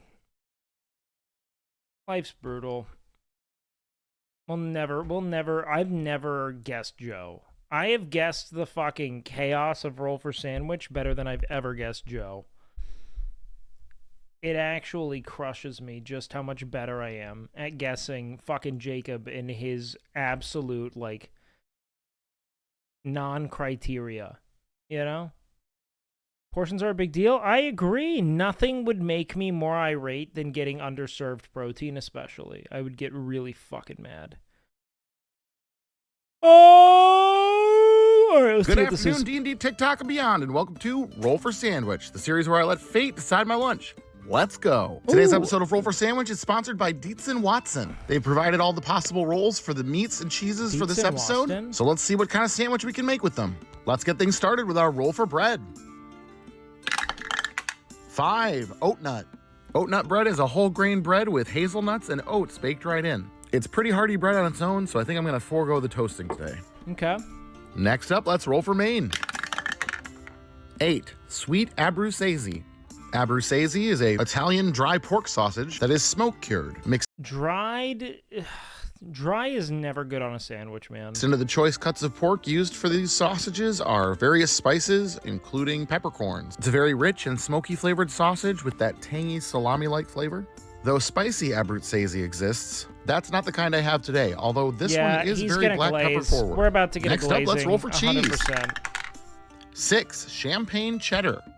This creamy New York State cheddar cheese has been combined with champagne. I fucking hate the sponsors, man. I've been thoroughly impressed time and time again by Dietz & Watson. I'm not just saying that because they're a sponsor. This cheese is delicious, and you can literally taste the grapes. It has both a very subtle sweetness and a little bit of dryness that makes for a very interesting... Not bad so far. Of course. He's stacked this with sponsor-provided ingredients that are all going to synergize well. He can't fuck it and up. delicious cheese. It'll be interesting to see how the champagne flavors play with this very rich meat. Hoping the mildness will help mellow the meat out a little bit, including that black pepper. So far, so good. Next up, we're rolling for roughage. 5 Now, lettuce what do we and got? 6 tomato. On the old sandwich classic, lettuce and tomato. This is the Yep, this is a fucking textbook sandwich. He'll somehow... safest roll possible on Roll for Sandwich. I'm not complaining, as lettuce and tomato go great on a sandwich. And tomato is one of my personal favorite sandwich toppings. Not only that, but finally rolling tomato gives us a chance to use another one of our cantrips. We're gonna go ahead and use the Summon Salt and Pepper cantrip today. Gonna hit our tomato first with a healthy pinch of kosher salt. Maybe a little extra. I'm curious. What is the distinction between standard salt and kosher salt? What is it about kosher? Like, kosher salt is bigger grains? Is there anything about it being kosher?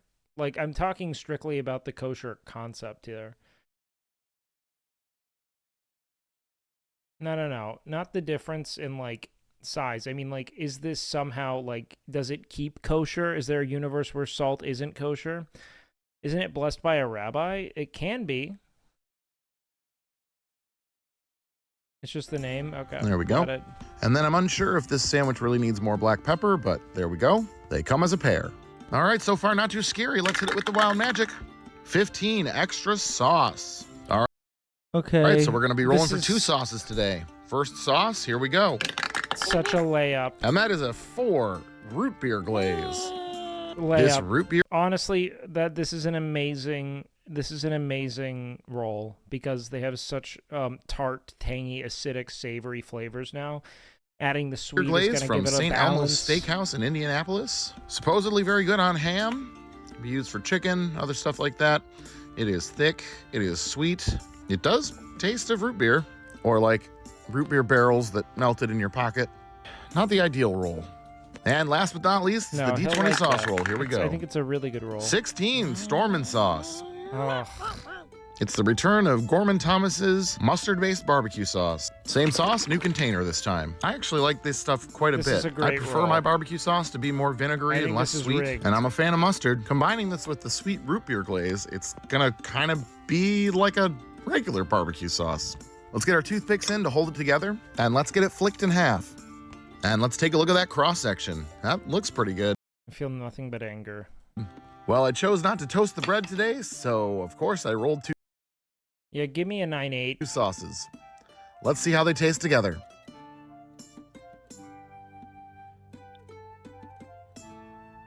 I was worried that the Abruzzese would be too tough and chewy in a sandwich, but it's not. It works well with that cheese, and I think the champagne notes in the cheese interestingly work well with the root beer glaze. The Stormin' sauce helps it to not be too sweet overall. It's not bad. Not He's my talking first in the 8s. Probably like give me like an 8, 9. choice Yeah, for give me an combinations of 8-6. sauces on this sandwich, but it didn't ruin it. And sometimes on this show, that's all you can ask for. I'm gonna go with an 8.2 for this one today, and I'm gonna call it Wow. root for the Okay. home team. Are you a fan of almond butter? I kind of prefer peanut butter, but I love almonds. Like, I'd rather have, like, raw, unroasted almonds any day than almond butter. I love raw almond. Raw almond, I will, like... Raw almond has decimated my diet so many times over. So many times over, dude. I can sit there and pound, like, thousands upon thousands of calories of raw almonds without batting an eye, dude. Almond butter clears? I like fresh ground peanut butter more than I like almond butter personally. But I like almonds more than I like peanuts. Does that make sense?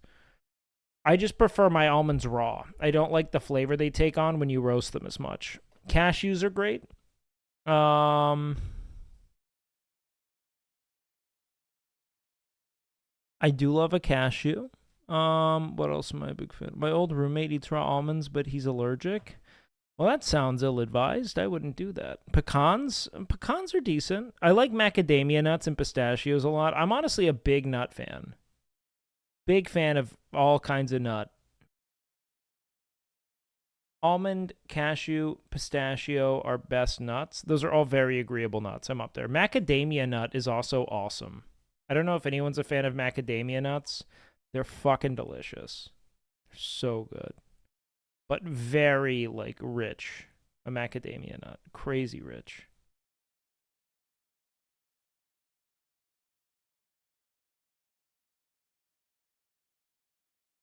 How about these nuts? Yep. Yep. Expensive too. Crazy expensive. Canute is a more nuanced nut. Yes, 100%. You can't simply, you know, waltz into the, you know, intricacies of that. All right. Do we have anything else here? And oh wait, let's watch this. I'm super interested in this. We Southern hand-bread living. all of our chicken in the restaurant every single day. So we start with this seasoned chicken breast fillets. We use this one step. We kind of run our finger through and we flatten out this chicken. And what this does for us is it makes this nice flat fillet. Interesting. This is going to cook easier for us. It's going to cook more evenly, and it's going to make sure that we're covering that bun or the biscuit, whatever we're putting the chicken on. Fuck, this that is just looks so eggs and good, milk that we man. use just to make sure that this flour really adheres to the chicken and gets that nice crispy coating that we love. So we just do a nice little dip in here. Yeah, no, this is to keep the gays away. Give it a little shake. This part's easy, but this is where the muscle comes in. We say that you want to lift your heels off the floor because you want to get even more muscle into this product. So what we're going to do is we're just going to get our seasoned flour. This is just a seasoned flour that we're going to put on top of our fillets. How And we much wanna muscle press is this this? flour in. We want to press it pretty firmly. And so that's where Okay. those heels coming off the floor, you're using some calf muscles. Okay, and I we flip this understand over, it. and we're gonna do that on each side of the chicken. So think about doing this for an entire shift. Our team members get their workout in. So the most important part is frying the chicken. So we're gonna use this pressure fryer here. Oh, it's a pressure And one of the fryer, most not a important things to pressure do when you're cooker. putting this into the fryer is we want to make sure the rough side of the chicken is down. This is going to ensure that we don't get a little pocket of oil because these like to curl up a little when they're frying. Another step we like to take before we put them in the oil is we kind of do a little dip first and kind of pick them up and then put them in the oil. This is a great way for us to make sure that those don't stick to the fryer basket. And then we tighten this as tight as we can. This is where the pressure comes in. And thankfully we have timers on these, so all of this is automatic for us.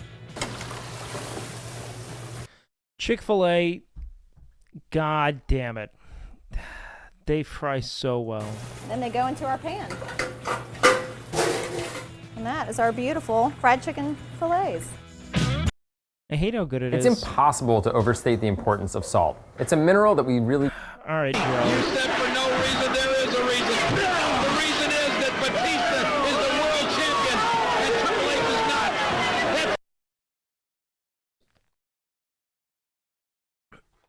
Why? Who sent it? What was the function of that? Anyway, send me other shit, you dingbats. Send me other shit. Real wrestling, real athletes. Who went home last episode in MasterChef? Fucking James did, man. They sent James home for some fucking reason. Actual nonsense, dude. James, of all people.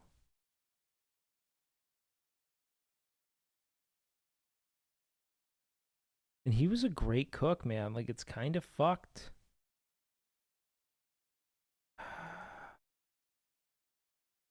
What is this? Just a music video?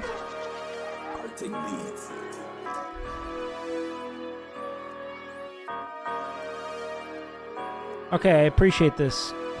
This is a good Okay, share. look, bitch, I don't do the picking, I get picked. I don't take advice, a hoe can't never tell me shit. I don't do the cheapskates, I'm looking for the Thank you tricks. for this. I don't need a gang, I'm popping out without a click. Pull over, grab some ice out the Valero. Nigga, leave me alone, I'm getting to the flip De Niro. He gon' come over, flick the beam, Ranchero. Ridgemont, baby, I'm the hometown hero.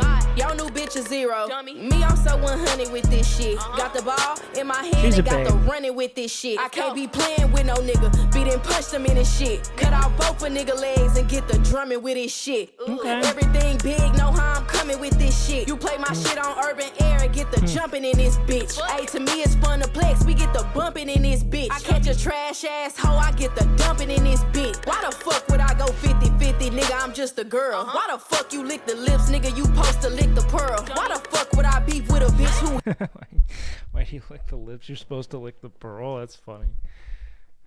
hair don't hold a curl? Why the fuck would I cry over world. Get it? Cool, alright, let's go. Yeah, I'm finna start acting mean. Niggas got me in that mode. Bitch, I almost hit the median. Damn near crashed out on that road. I went back and did the math. 2 + 2 ain't equal 4. I'm just collecting what I'm owed. Yeah, collecting niggas hoes. I ain't. I typically prefer when people send Twitch clips to just like whatever you're interested in personally. Choose to be a Penis with some shit that was bestowed. Penis with some shit.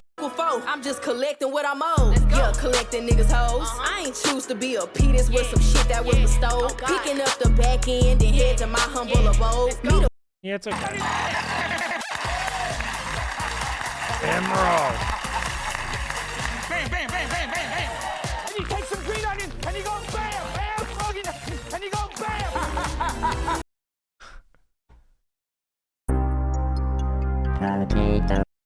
Bro.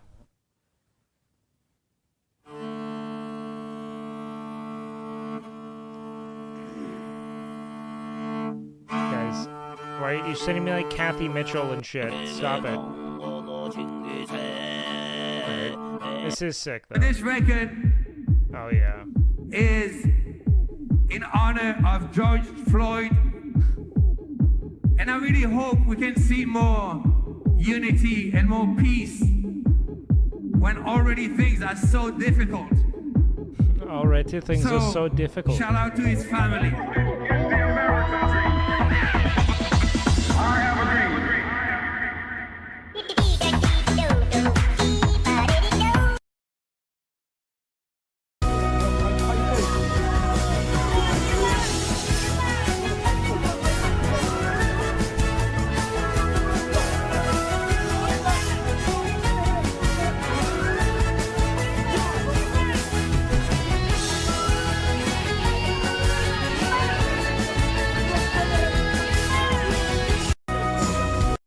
This guy's such a fucking dingus.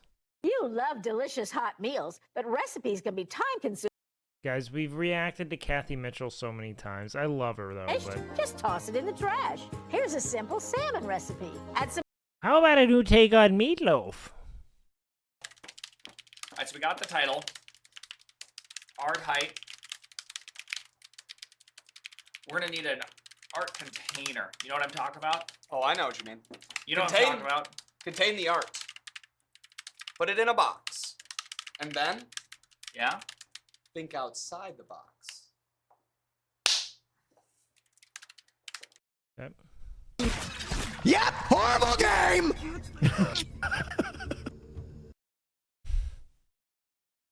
We have the Gusano, which is aphrodisiac, so this drink should get you horny as fuck. Uh-oh. Uh-oh. Who's trying to get my stream banned? Cheers. Gilbert, you out there yourself again. This Oaxacan tastes really good. I'm feeling sentimental and horny. Wait. Is that what I think it is?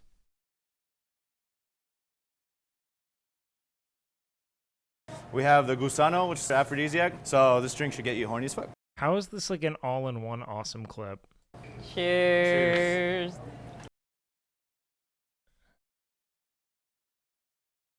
Bro, I love her. Gilbert, you out there yourself again. This Oaxacan tastes really good. She is. I'm feeling such a sentimental babe. and horny. Oh, hey. She should have won, dude.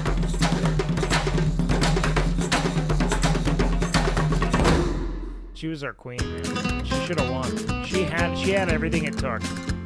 I'm going to Guelaguetza, a long-standing restaurant here in the heart of LA, to indulge in some traditional Oaxacan fare and test the mythical aphrodisiac powers of mezcal. Traditionally, mezcal is paired.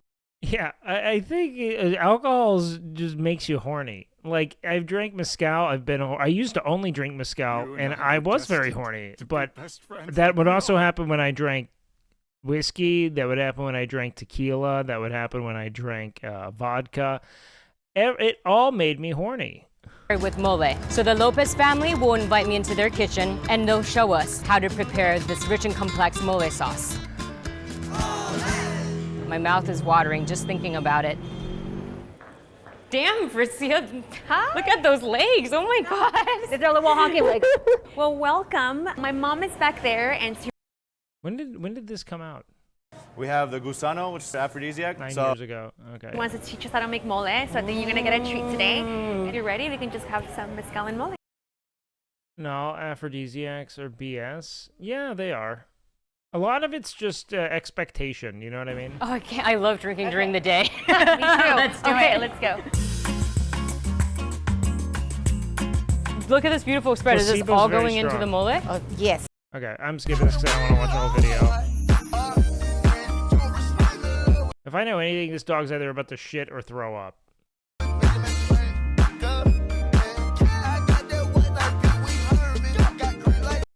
I'm obsessed with touching the bears.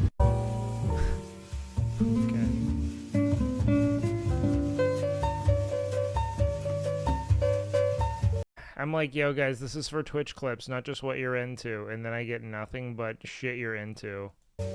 Bears! Any plan for Rumble Club viewer games? I mean, I haven't played the game, to be honest with you. They're cute, they're lovable, they're completely harmless.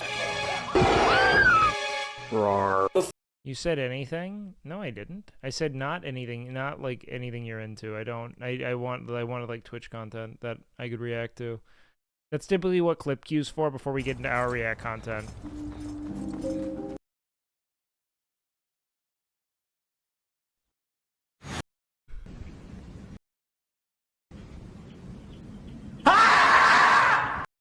Okay. Yep, we're just done with that. We're done with that.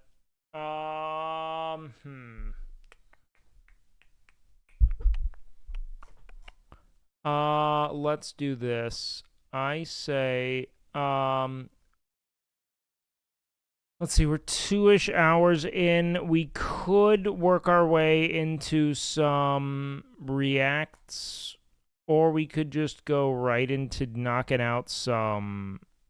If we knock out, we could do MasterChef.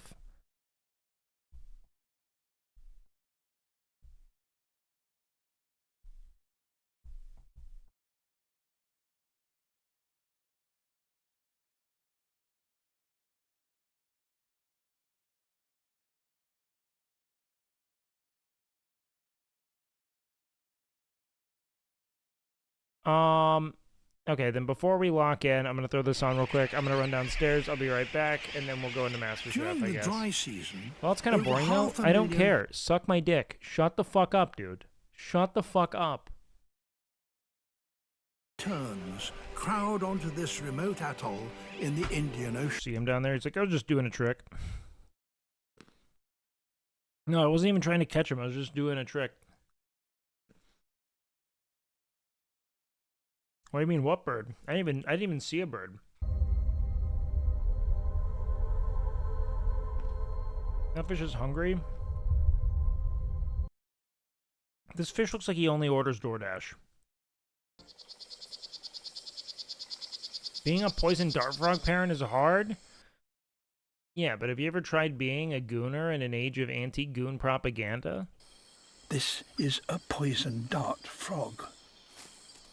Males raise their young in a very special way. It's so based. I mean, it's so hard. I'm so glad these guys are A showing father out. will place each one of his tadpoles in its own tiny pool of water. This is one. Nice and safe. What? Dude's spreading it out like money can't deposit. Yes, and there's a little bit in the attic and the old lighthouse. He might have up to 5 other tadpoles. But he needs to remember where he put each one of them. Is there a tadpole Pokemon? There is, isn't there? This one isn't doing so well. His tiny puddle has all but dried out. Oh, fuck, man. The Get him tadpole will something! die, unless its father can find a better place for it. Look at him! He's If bleeding Dad's out, a good for one man! thing, it's piggyback rides.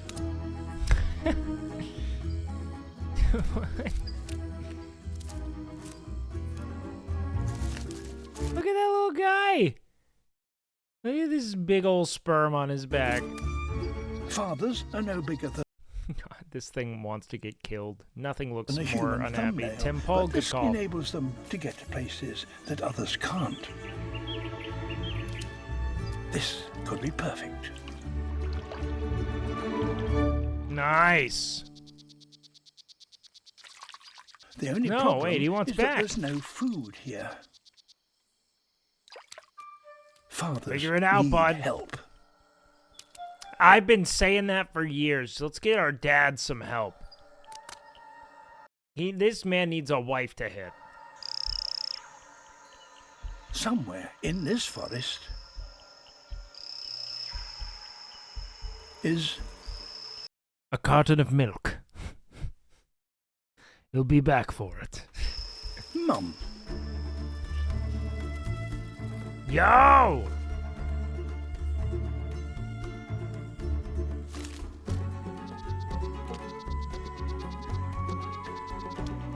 I think it's wild that that's actually something that happens.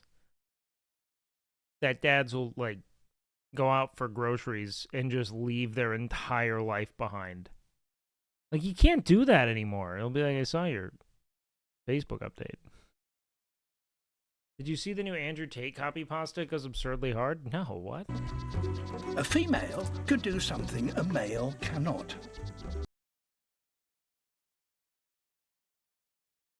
What, like bitch and whine and moan, dude? But first, Dad must lead his partner to Wait, what can she do, though? their I'm hungry actually, I don't know. tadpole. Sex is for making children. Any man who has sex with one because it feels good is gay. My pee-pee feels good. This is great. In fact, if you are 40 with less than 5 children, you're probably gay. All that feel-good pee-pee sex and hardly any genetic legacy.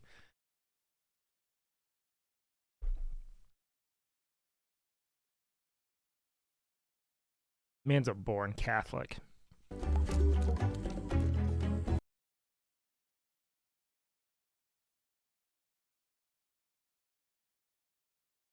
You're annoying? Fuck off? Jesus, what? You don't have to watch.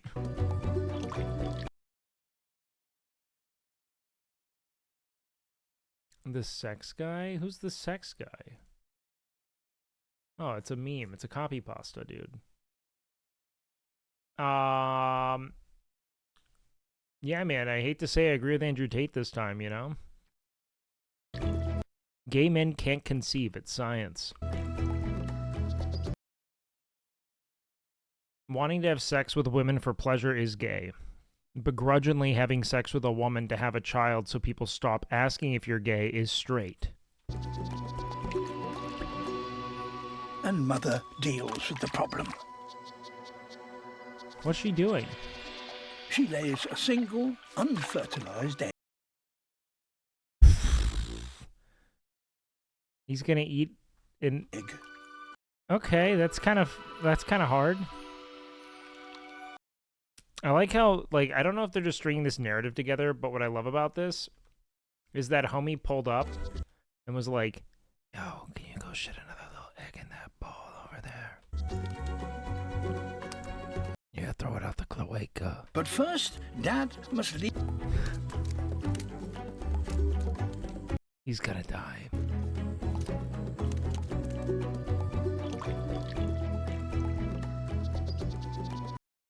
The thing I hate about Andrew Tate is, like, I don't think he believes anything he types. He probably believes some of it, but all of it is just built to farm engagement so that you guys are like, did you hear about what he said? And that's it. That's the whole, like, he won the second we say his name.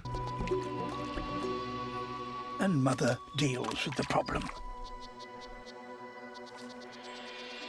She lays a single, unfertilized egg.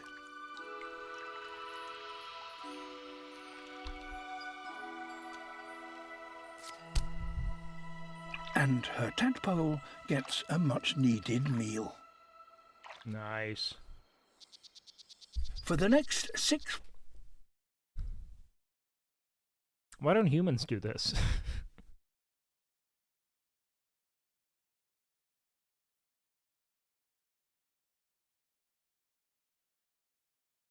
Why aren't we eating the shedding of the vaginal wall as babies? Weeks, parents continue their round. The uterine lining, I mean. Yeah. An extraordinary test of teamwork and some people do, so based. Memory. It's me. The Kalahari Desert. Ooh. Here, well, we're not eating a discharge. Food is more plentiful, but it's hidden. Yeah, people do eat the placenta, I know that.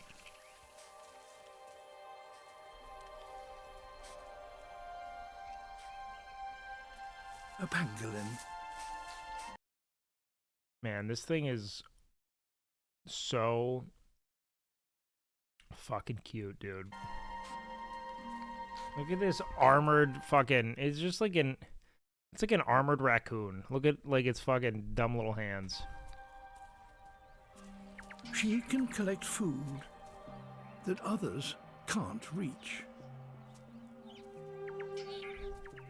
A keen sense of smell enables her to detect the presence of ants and termites in their nests beneath the sand. Wake, do you hate me? No, dude, I only fucking hate the libs, man.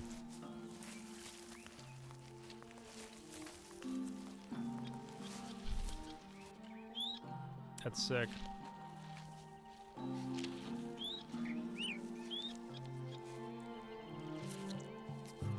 Her sticky tongue, some 30 centimeters long, enables her to collect them from deep underground. Nice. Yeah, get those little termites off your face, though, huh? Look at them all over your body. Jesus. God, you have fucking exoskeleton. And she's being carefully watched. Nice! Pick it up, bud. The drier Birds are gets, so cute, the man. deeper the I wish I had termites some live. birds. Dude, how does Chance still have 2 fucking cockatiels? Does he still have the birds? Because they had 2 cockatiels and 2 dogs, and cockatiels are super needy, as are dogs. Many Like, are they have way to be beyond so the busy. reach of Does Vase stream much anymore? Or is she just, like, tending to animals? Birds suck as pets other than pigeons and chickens. Chickens are sick, but I will say cockatiels are actually really great creatures to have as pets. They're one of the few, like, kind of like cuddly social birds that will hang out with you and, like, just hang. of even a pangolin.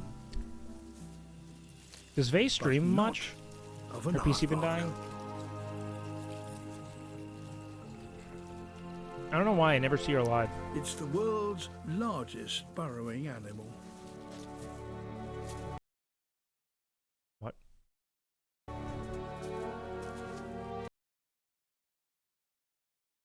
This is Arthur? This is Arthur? Its sense of smell is extremely acute. Pigeons are bred to be pets, which is really cool. Pleasant cooing instead of loud sounds. Totally sure. Yeah, they're domestic creatures, essentially. I mean, carrier pigeons, they're domesticated. Every pigeon is just yearning for a home.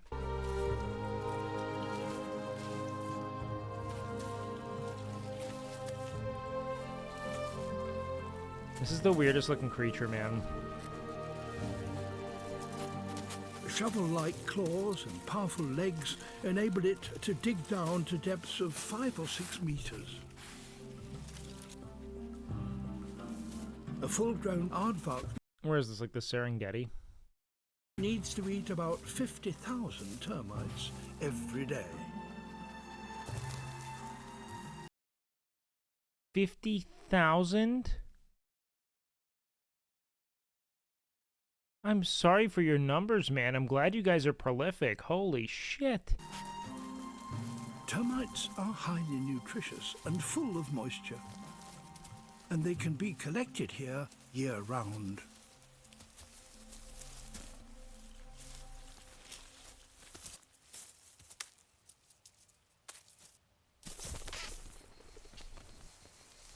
Aardvark are usually nocturnal, Okay. But the fact that this one is foraging in daylight is a sign that food is scarce. This thing's slinking and slunking, dude. Recent droughts in the Kalahari have led to low termite numbers, and as a consequence, aardvarks here are close to starvation. So many of these, like, African biomes produce the most interesting creatures I've ever seen, man. Like, they're just so fascinating.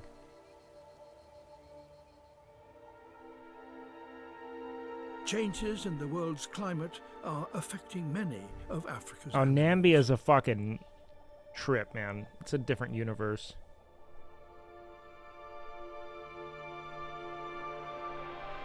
It's predicted that in the next century, southern Africa will warm twice as much as the global average. It's wild to think that at one point this was probably so fertile and robust. Do you believe in evolution? Fuck no, brother man. I believe that God made me in the Skyrim character creator. Picked me Nord, obviously. The future will be bleak for those that cannot adapt fast enough. A Sally Lightfoot crab.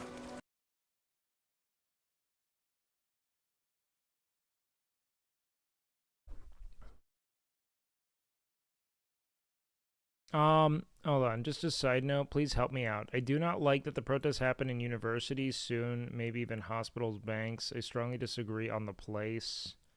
It happens. Some institutions should always maintain their sanctity and integrity. Debates are okay. Am I grossly missing something? Universities have gone to shit and all, but that's beside the point. I think that the premise of the protest is that students have realized that some universities are the beneficiaries of certain companies that are involved in funding or directly in support of the occupation of Palestine, and so in their ejection from classes and their occupation of school grounds, they're demonstrating their contempt for the decisions of the institution that they pay. But yeah, protests are meant to elicit these kinds of discourses, and if anything, it demonstrates the efficacy of civil disobedience like such. An octopus. Yo! A crab. Player 3 has entered the fray. Look at this fucking monster. What is he gonna go do now? Shit. And then try not to get eaten tomorrow? Like, God, what a terrible time.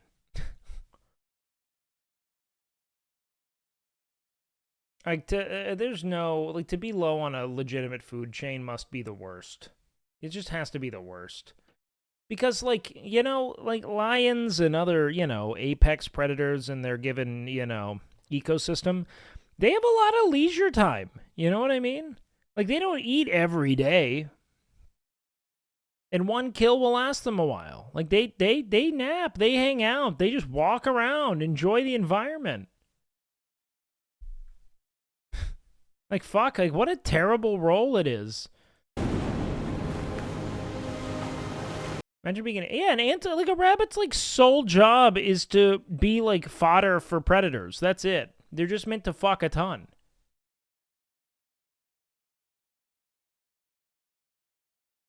Yo, is it just me, or does this thing have hunter eyes for real? This thing's kind of mogging. Is he Mew-maxing?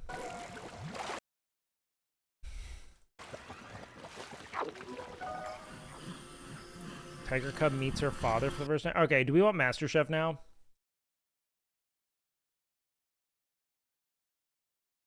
No, yes. Or do we want to learn about these tigers? I'd say we hit some MasterChef.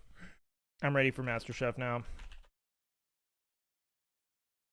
We'll play Fallout after MasterChef. I don't think we'll finish MasterChef tonight. I think we have, like, what? Okay, we have... I think we'll do 2 episodes tonight and then do the finale tomorrow. That's what I think. All right, let's get in on this. It's been a while since we've done a good old-fashioned fucking, Animal React stream. I missed the variety of reacts before we started fucking crushing MasterChef.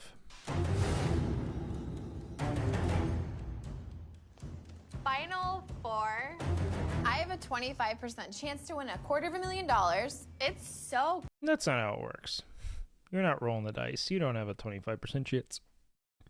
Luca has a 99% chance with his Italian bravado and moxie. Close. Wow, like, I am literally 3 people away No, you're not. from winning. You have been floated this entire competition, even more so than Luca. They've been like, every time you've been in every pressure test, and every time they're like, make a spaghetti and meatball dish a 12-year-old boy would like. Deep fry zucchini. And then getting this. This season has sucked by way of like culinary expression. It's just sucked. No one's been good. No one. Cookbook, like, aside from my kid, that's been my biggest motivation. There are just 2 mystery boxes in front of you. And behind you, there are just 2 stations set up. You'll be cooking it's a pair. mystery box in 2 teams of 2. Oh, With tonight's mystery box, you won't just be making one stunning Oh, dish. fuck. We want each team to prepare a composed restaurant quality, MasterChef worthy. You know what sucks? It's like not only has the quality of the cooking been worse, but like the personalities have been worse. Like everyone but Luca's kind of forgettable. Chrissy is a villain in a way that isn't dynamic or interesting. She's just like she's just like not fun to have on camera. Like I'm not like stoked. Like Christian was like, he was such an interesting villain, and he was also a really good cook. So it put us in a fun position to like he was like mean, but like there was like a boisterousness to it, you know? It was way more interesting to watch. Joe looks like he's burping and trying to choke it down. 3-course meal featuring the ingredients in those boxes. Your 2 teams will battle head-to-head. The members of the winning team are going.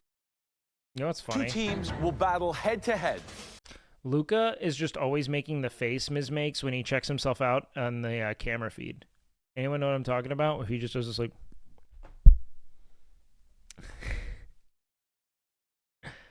You guys know the face he makes? He does it all the time. This is what Luca's doing right now. Right there. It's like right there at the very end.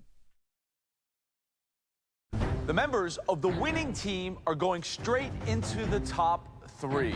The losing team will then face each other in the dreaded Dude, sometimes Joe just says things in a way that I'm like, each other. Like it was not each other. Because to way, it should be each other, you know? But he went each other. Like 2 separate words. It's each other. You know, that's how you say it, each other. You know? Like, grammar be damned. I don't care how it's pronounced. But he went each other. pressure test, where one person from that team will be eliminated.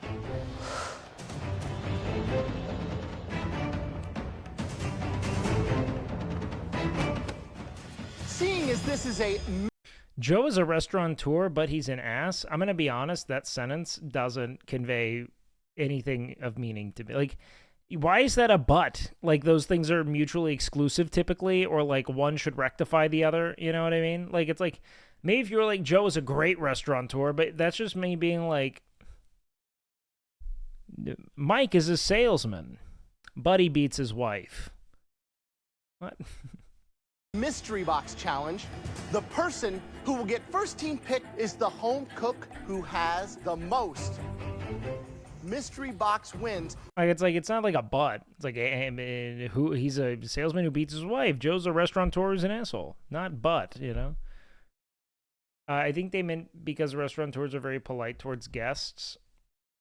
Oh sure, but that's just hospitality. So far in this competition, that means with 2 mystery box wins, Luca, you have the. Joe's a Nepo baby. Do you guys want a hot tip from someone who's been in every industry that you could possibly encounter Nepo babies in? Stop it. Just stop even thinking about it. You're only hurting yourself. Virtually everyone you ever encounter who has measurable success in gate-kept industries will be a Nepo baby or someone who slept with someone. And that is the brutality of you know, being in the total absence of meritocracy that we exist in, and it's just not fun. privilege now of selecting your teammate tonight. Why do I wait? Are you asking why I pause so much?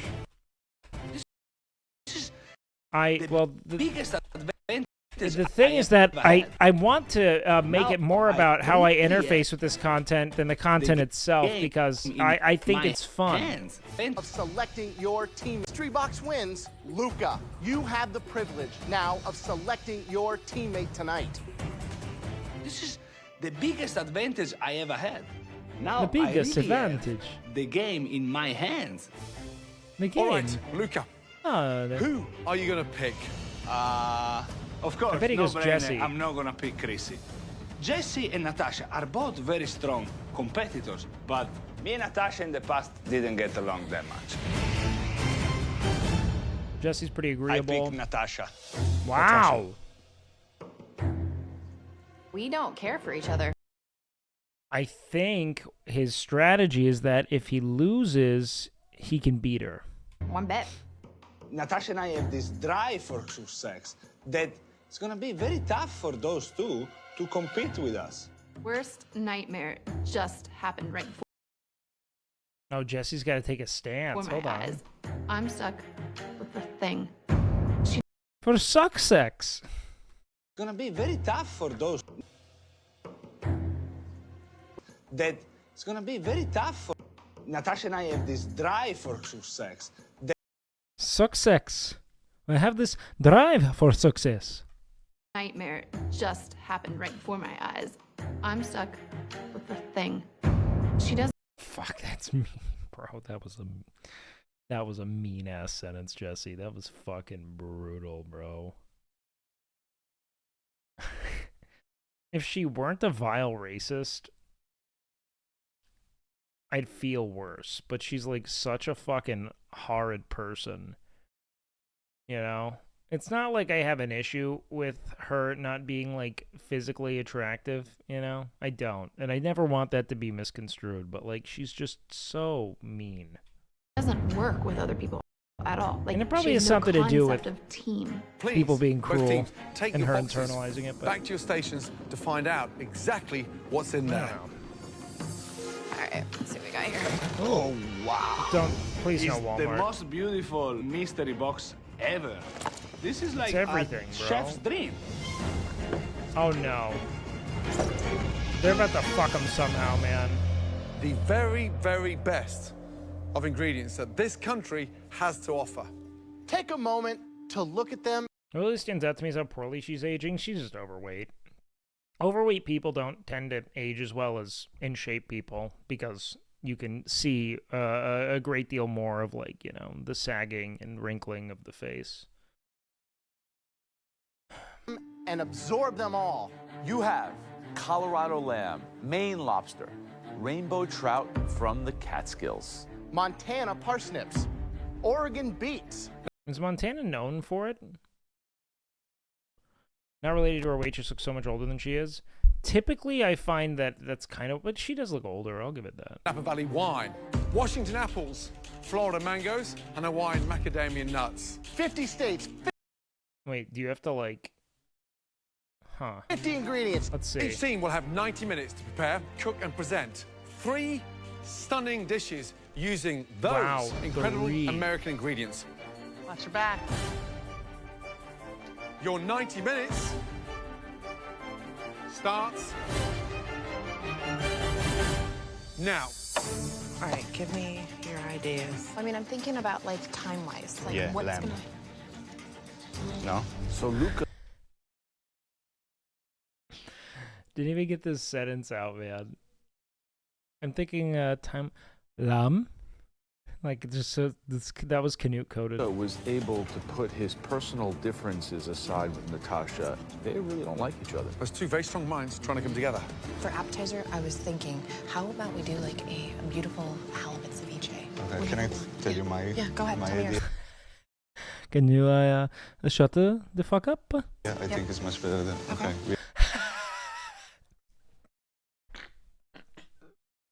I love people who speak English as a second language because, like, there's, like, such an absence of tact sometimes in how they go about, like, conflict, you know? Like they have like a few statements that they just have to use them here. Yeah, counter shit. Yeah. I think mine is... We have lobster tail, we have claws, rainbow trout. We cut it like sashimi style, we torch it, we taste it, okay? It doesn't need anything else. So the red team, we've got a home cook from Philly with bold flavors. Hot did he buy? We've got the girl with the refined background in Social Circle, Georgia. Yes. Girl with the refined background in Social Circle. Refined, god damn it. That's so fucking high cuisine of them. How are they going to come together? Chrissy's not very popular. I just don't think a ravioli and then a lamb. So I don't think you're going to see a lot of cohesive cooking between Jessie and Chrissy. So I'm thinking if like greens with like a lobster meat or whatever, and then like fry an oyster on top for garnish. Like, you know what I mean? Like, I'm not. Also, man, I'm going to be honest. Her idea for a fish ceviche was so dynamite. I would have loved it. Seeing picture though. She has in her head what she wants to do. She's not considering anything that I have proposed. Everything I say, she nixes. Do like raw shaved asparagus with like a lemon vinaigrette. You know what I mean? I'm not seeing the raw asparagus part of that. It's like a slap in the face. I'm just not agreeing with you on that. Definitely.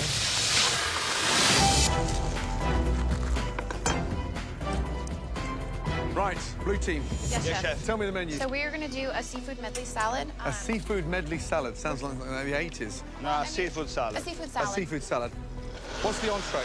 Rack of lamb, goat cheese and beets. And what's the dessert? A strawberry tart. What's the base for the tart? It's going to be pastry. Okay, and have you made the pastry already? Nope, I'm going to do it right now. Let's go. Kind of an all over the place dish. Right, Chrissy, what's on the menu? Cold lobster salad. What are you serving with the lobster salad? We are going to Wow, they're going with like a fish salad to start as well. Huh. shave some asparagus and What's that for? it's just to lightly dress the lobster. Okay, that doesn't taste very nice. You need some.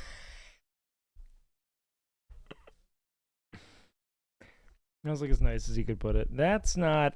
Don't serve this. Something rich and citrusy and delicious, not something with raw garlic. I kind of hate when they intervene on like tragic blunders. You know what I mean?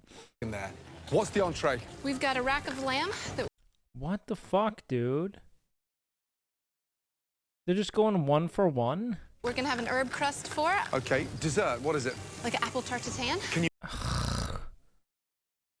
This is such a boring fucking season. No one is doing anything interesting. Felix would have made a fucking... Like, I don't know, man. She would have made like a fucking... Like, uni dessert that makes you horny, and it would have been somehow good. But we have this.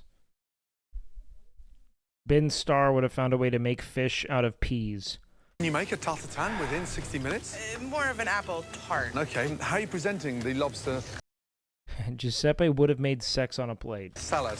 The lobster salad is going to be over the beans. It's really weird. Why would you put green beans and asparagus in the Quit helping him so much. Let them fucking suck, Gordon. same dish?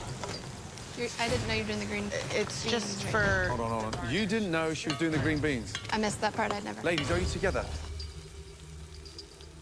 Yeah. It doesn't sound We like will it. be. We will be. Yeah, get it together. So what'd you see? Favorite season? I think season 3 was the best. Season 2 was really strong, but the finale was so lackluster.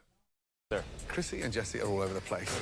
They're not even talking to each other. I've seen Chrissy getting the zest off that lemon for 10 minutes.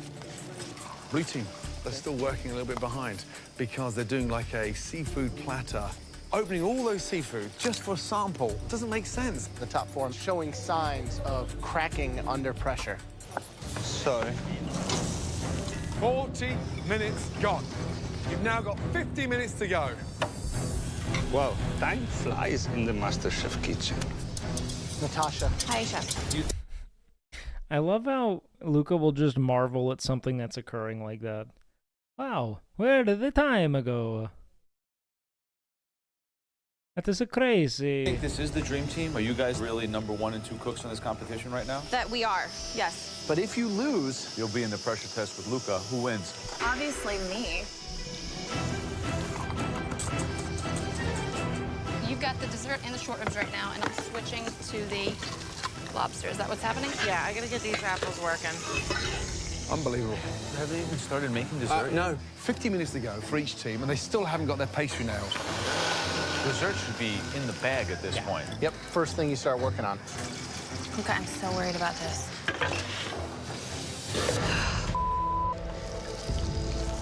Luca, it broke. I'm gonna just make a crumble. I'm gonna have to do it. Okay. Will you handle the crumble, dessert, bro? please? I'm begging you. Is the crust done? Right there. Wait, that's not good. Bag at this point. Yep, first thing you start working on. Okay, I'm so worried about this.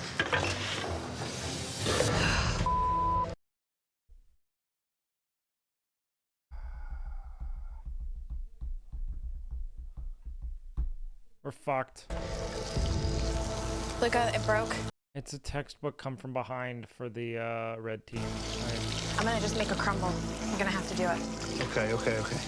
Will you handle the dessert, please? I'm begging you. Is the crust done? Right there. It's ready to be baked. Of course Chrissy's gonna get saved. They're gonna take this fucking belligerent cunt to the fucking finals. They're gonna do it. Really buttery. It hasn't been wrapped in plastic. She didn't chill it. It's like raw butter. This is gonna just fall apart.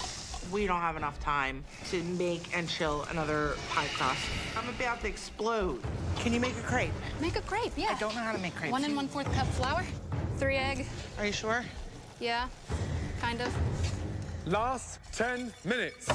Here we go. Jesse, I'm not comfortable making the crepes.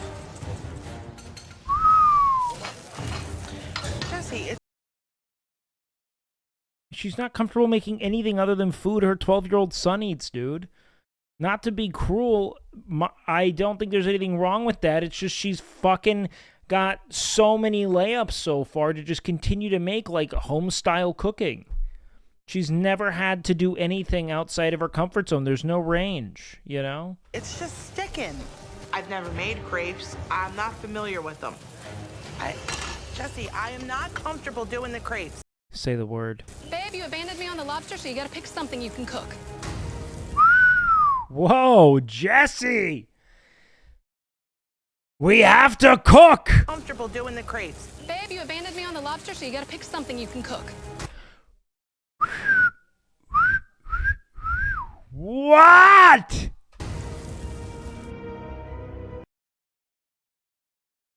Are you gonna beat her up? What the did you just say to me?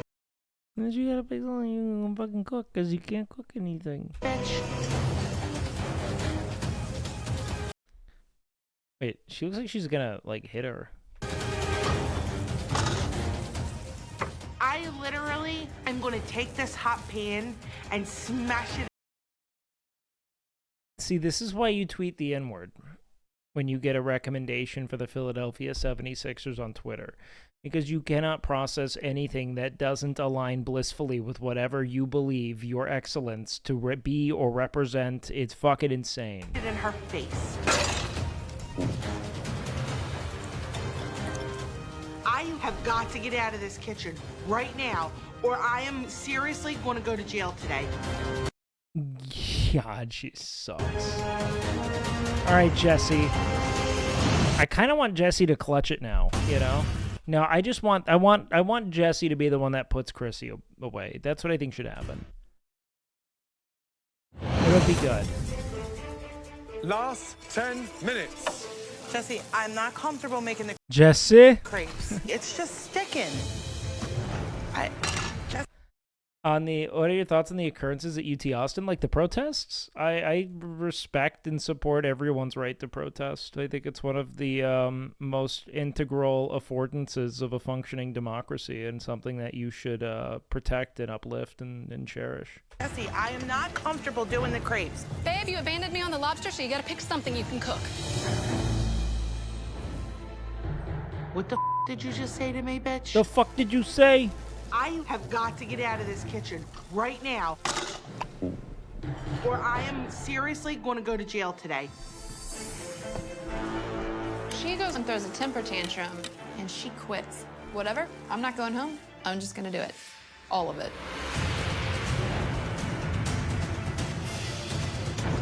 Jesse's been left to try to do everything. How is it, Jesse? It's rare. I'm just gonna pan-sear it. It's our only option. Wow. Chrissy, that bitch who would report you for asking her to switch off Mercy. To go. Where's your beats? We have 2 minutes to go. Beats? Beats. Beats, beats. No, she's a Moira main, dude. Top damage. How am I supposed to? Start coming together now. I mean, blue team are running way behind. Got to finish those plates. Blue team, please. Luke, are you okay? Yeah, I wouldn't say okay. Why is the land not sliced let on the blue team? Come What's on. he doing? My kid has never seen me give up, and I'm not about to do it now. I got to go back in You have a minute left. What are you? there. I got to get something on the plate. Embarrassing. I will see your ass in the pressure test. I'll kick her ass later, but now's not the time. I bet they win. I start to make a chantilly cream. I grab a ring mold. I put these apples in it. Then I toast off the macadamia nuts. At least it's something. 30 seconds to go. Come on. Bring the beats if you have time. What do you need? The beats? Which ones? The beats.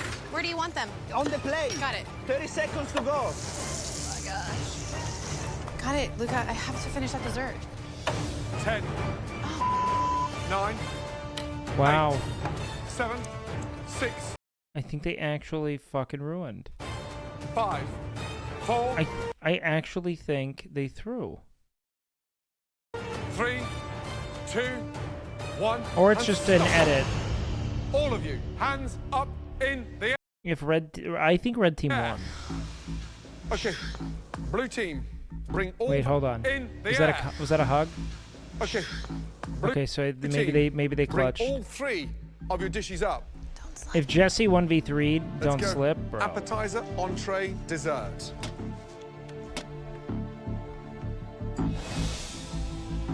Never mind, this looks fucking great. So tell me what the dish is. It's a butter poached lobster, it's a barely cooked trout, and fried oyster. Avocado puree and mango sauce. Have you ever seen an appetizer like this in any restaurant you've ever worked at? Well, the idea was literally like a seafood and fish salad. I wanted to reinvent something like that, put in different and maybe unusual. It's definitely unusual. Unusually weird. It is a little odd. Cooking the lobster good? Yeah, lobster is very good, and the Okay. mango sauce is good. The Wow. blowtorch on Did the it trout. work out? Where have you seen that technique used before? Sushi. You know what? Sushi? The trout work? might be better than the lobster. Whoa! Excellent idea. Let's go, You could've put that Luca! trout On some Get your arugula with fucking mangoes dick in out, it my with a dude. nice Let's little go! vinaigrette. Would have been delicious.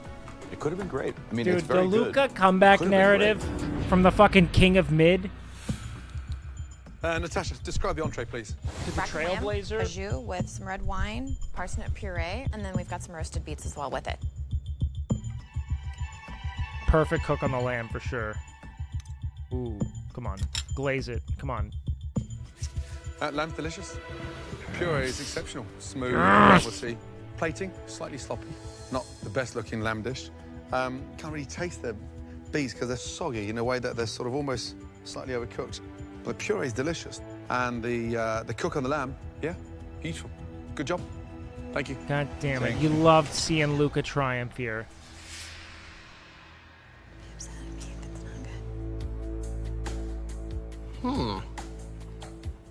Interesting.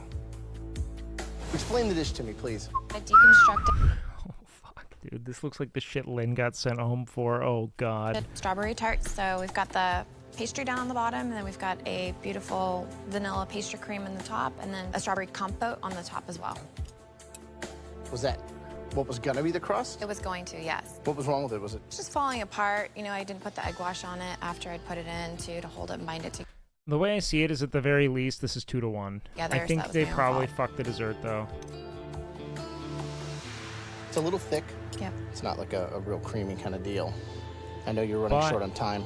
Flavors are there, but obviously kind of like the appetizer where each individual thing on its own better than the sum of its parts.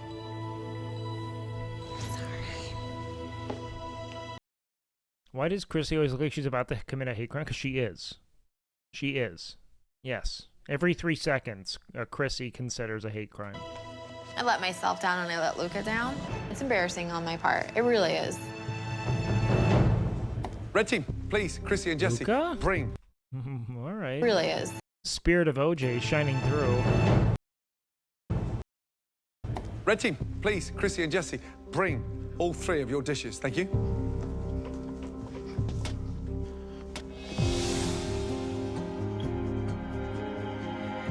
Dude, I think she 1v3'd. What's the dish? It's a cold lobster salad dressed with a light citrus vinaigrette and some basil oil. Looks like a sundial. Who owns what on this plate? She started the vinaigrette, and then we couldn't quite get the flavors right, so I came back and redid it. I didn't know that Jesse redid the vinaigrette. So you thought yours was on here? Wow. What am I supposed to think? You guys are on the same team. You don't even know what you're serving. Please let them suck and put Jesse and Chrissy in a pressure test. Please, we need Jesse out, or Chrissy out. I quite like this dish. I think it probably needs one more thing. You know, instead of this ugly thing, I would have maybe put like some chopped mangoes or a little citrus Unless they take the top one from each team. salad. I mean, it's very good. I mean, Which this is a fuck dish, they might an do. impressive restaurant dish. You know, it's missing one thing, but I really like it, and I think it tastes great. Thank you. Okay, Jesse, describe the lamb, please. An herbed rack of lamb on top of Swiss chard with a red wine I jus, bet she saved it. roasted yellow and red beets. Wow. Good cut. It's a little dry. Seared the lamb. I did. All the fat's bright white, almost like you've cooked it for 3 or 4 minutes whole, and then I saw you chopping the cutlets off and then flash frying them in the pan. Right. I put it in whole and ran out of time. We didn't have time to cook it. The lamb was not cooked properly, in my opinion. Chrissy. Oh, you dumb bitch. Why do you always let other members in your team take over and then say Don't nothing, do but that. then throw them under the bus when it comes to taking responsibility? I'm embarrassed because this reflects on me as well. You guys weren't even Oh, talking. God. I was so fucking hate it. angry and frustrated at Did you that give up? point. Yeah, I was you all losing my watch. temper really badly. So you walked out.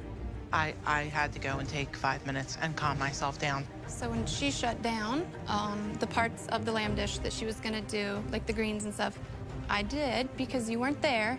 She comes back throwing and breaking plates, so I thought she gave up. I thought that the lamb was in the oven the whole time. I thought that she crusted it and it was in the oven. I had no idea that the lamb wasn't even cooked. At the rate we were going, if I'd left her to do what she said she was gonna do, nothing would be on there. And I had to finish the beets, I had to do the greens, I had to make the jus, I made the stock, I made the lamb, I made the crab salad. Jessie was literally cooking for herself today. Everything that I suggested, it was just like, no, I don't like that. Guess what, honey? You want to run the ship, you run the ship, and you can sink it. Because you know what? Tomorrow, I'm just going to whoop your ass in a pressure test.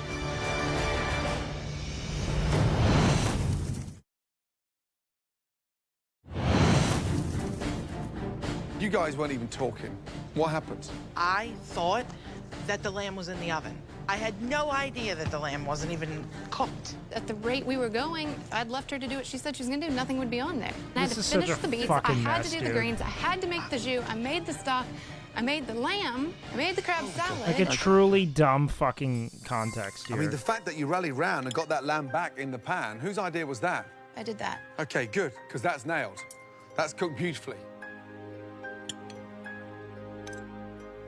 Here's the thing, I just after all hate that they're turmoil, gonna the bail actual them lamb out, tastes man. delicious. I mean, I'm not expecting you to love each other, but as individuals, you're two very talented ladies. Unfortunately, tonight, it's like you didn't turn up. Okay, this is good. All right, walk me through it.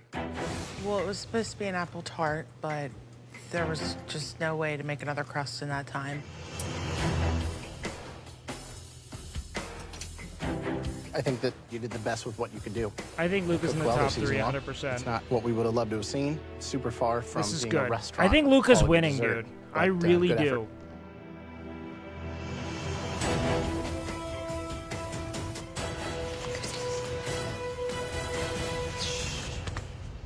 Okay, red team, blue team. Please, we need some time. Excuse us. They're not even talking. Difficult one. Very difficult. Well, I think there's one clear team that worked better. That works. Lucas had the winners although at they it had from the their start. shortcomings as well. Hold on, I gotta pee. I'll be right back. Mwah.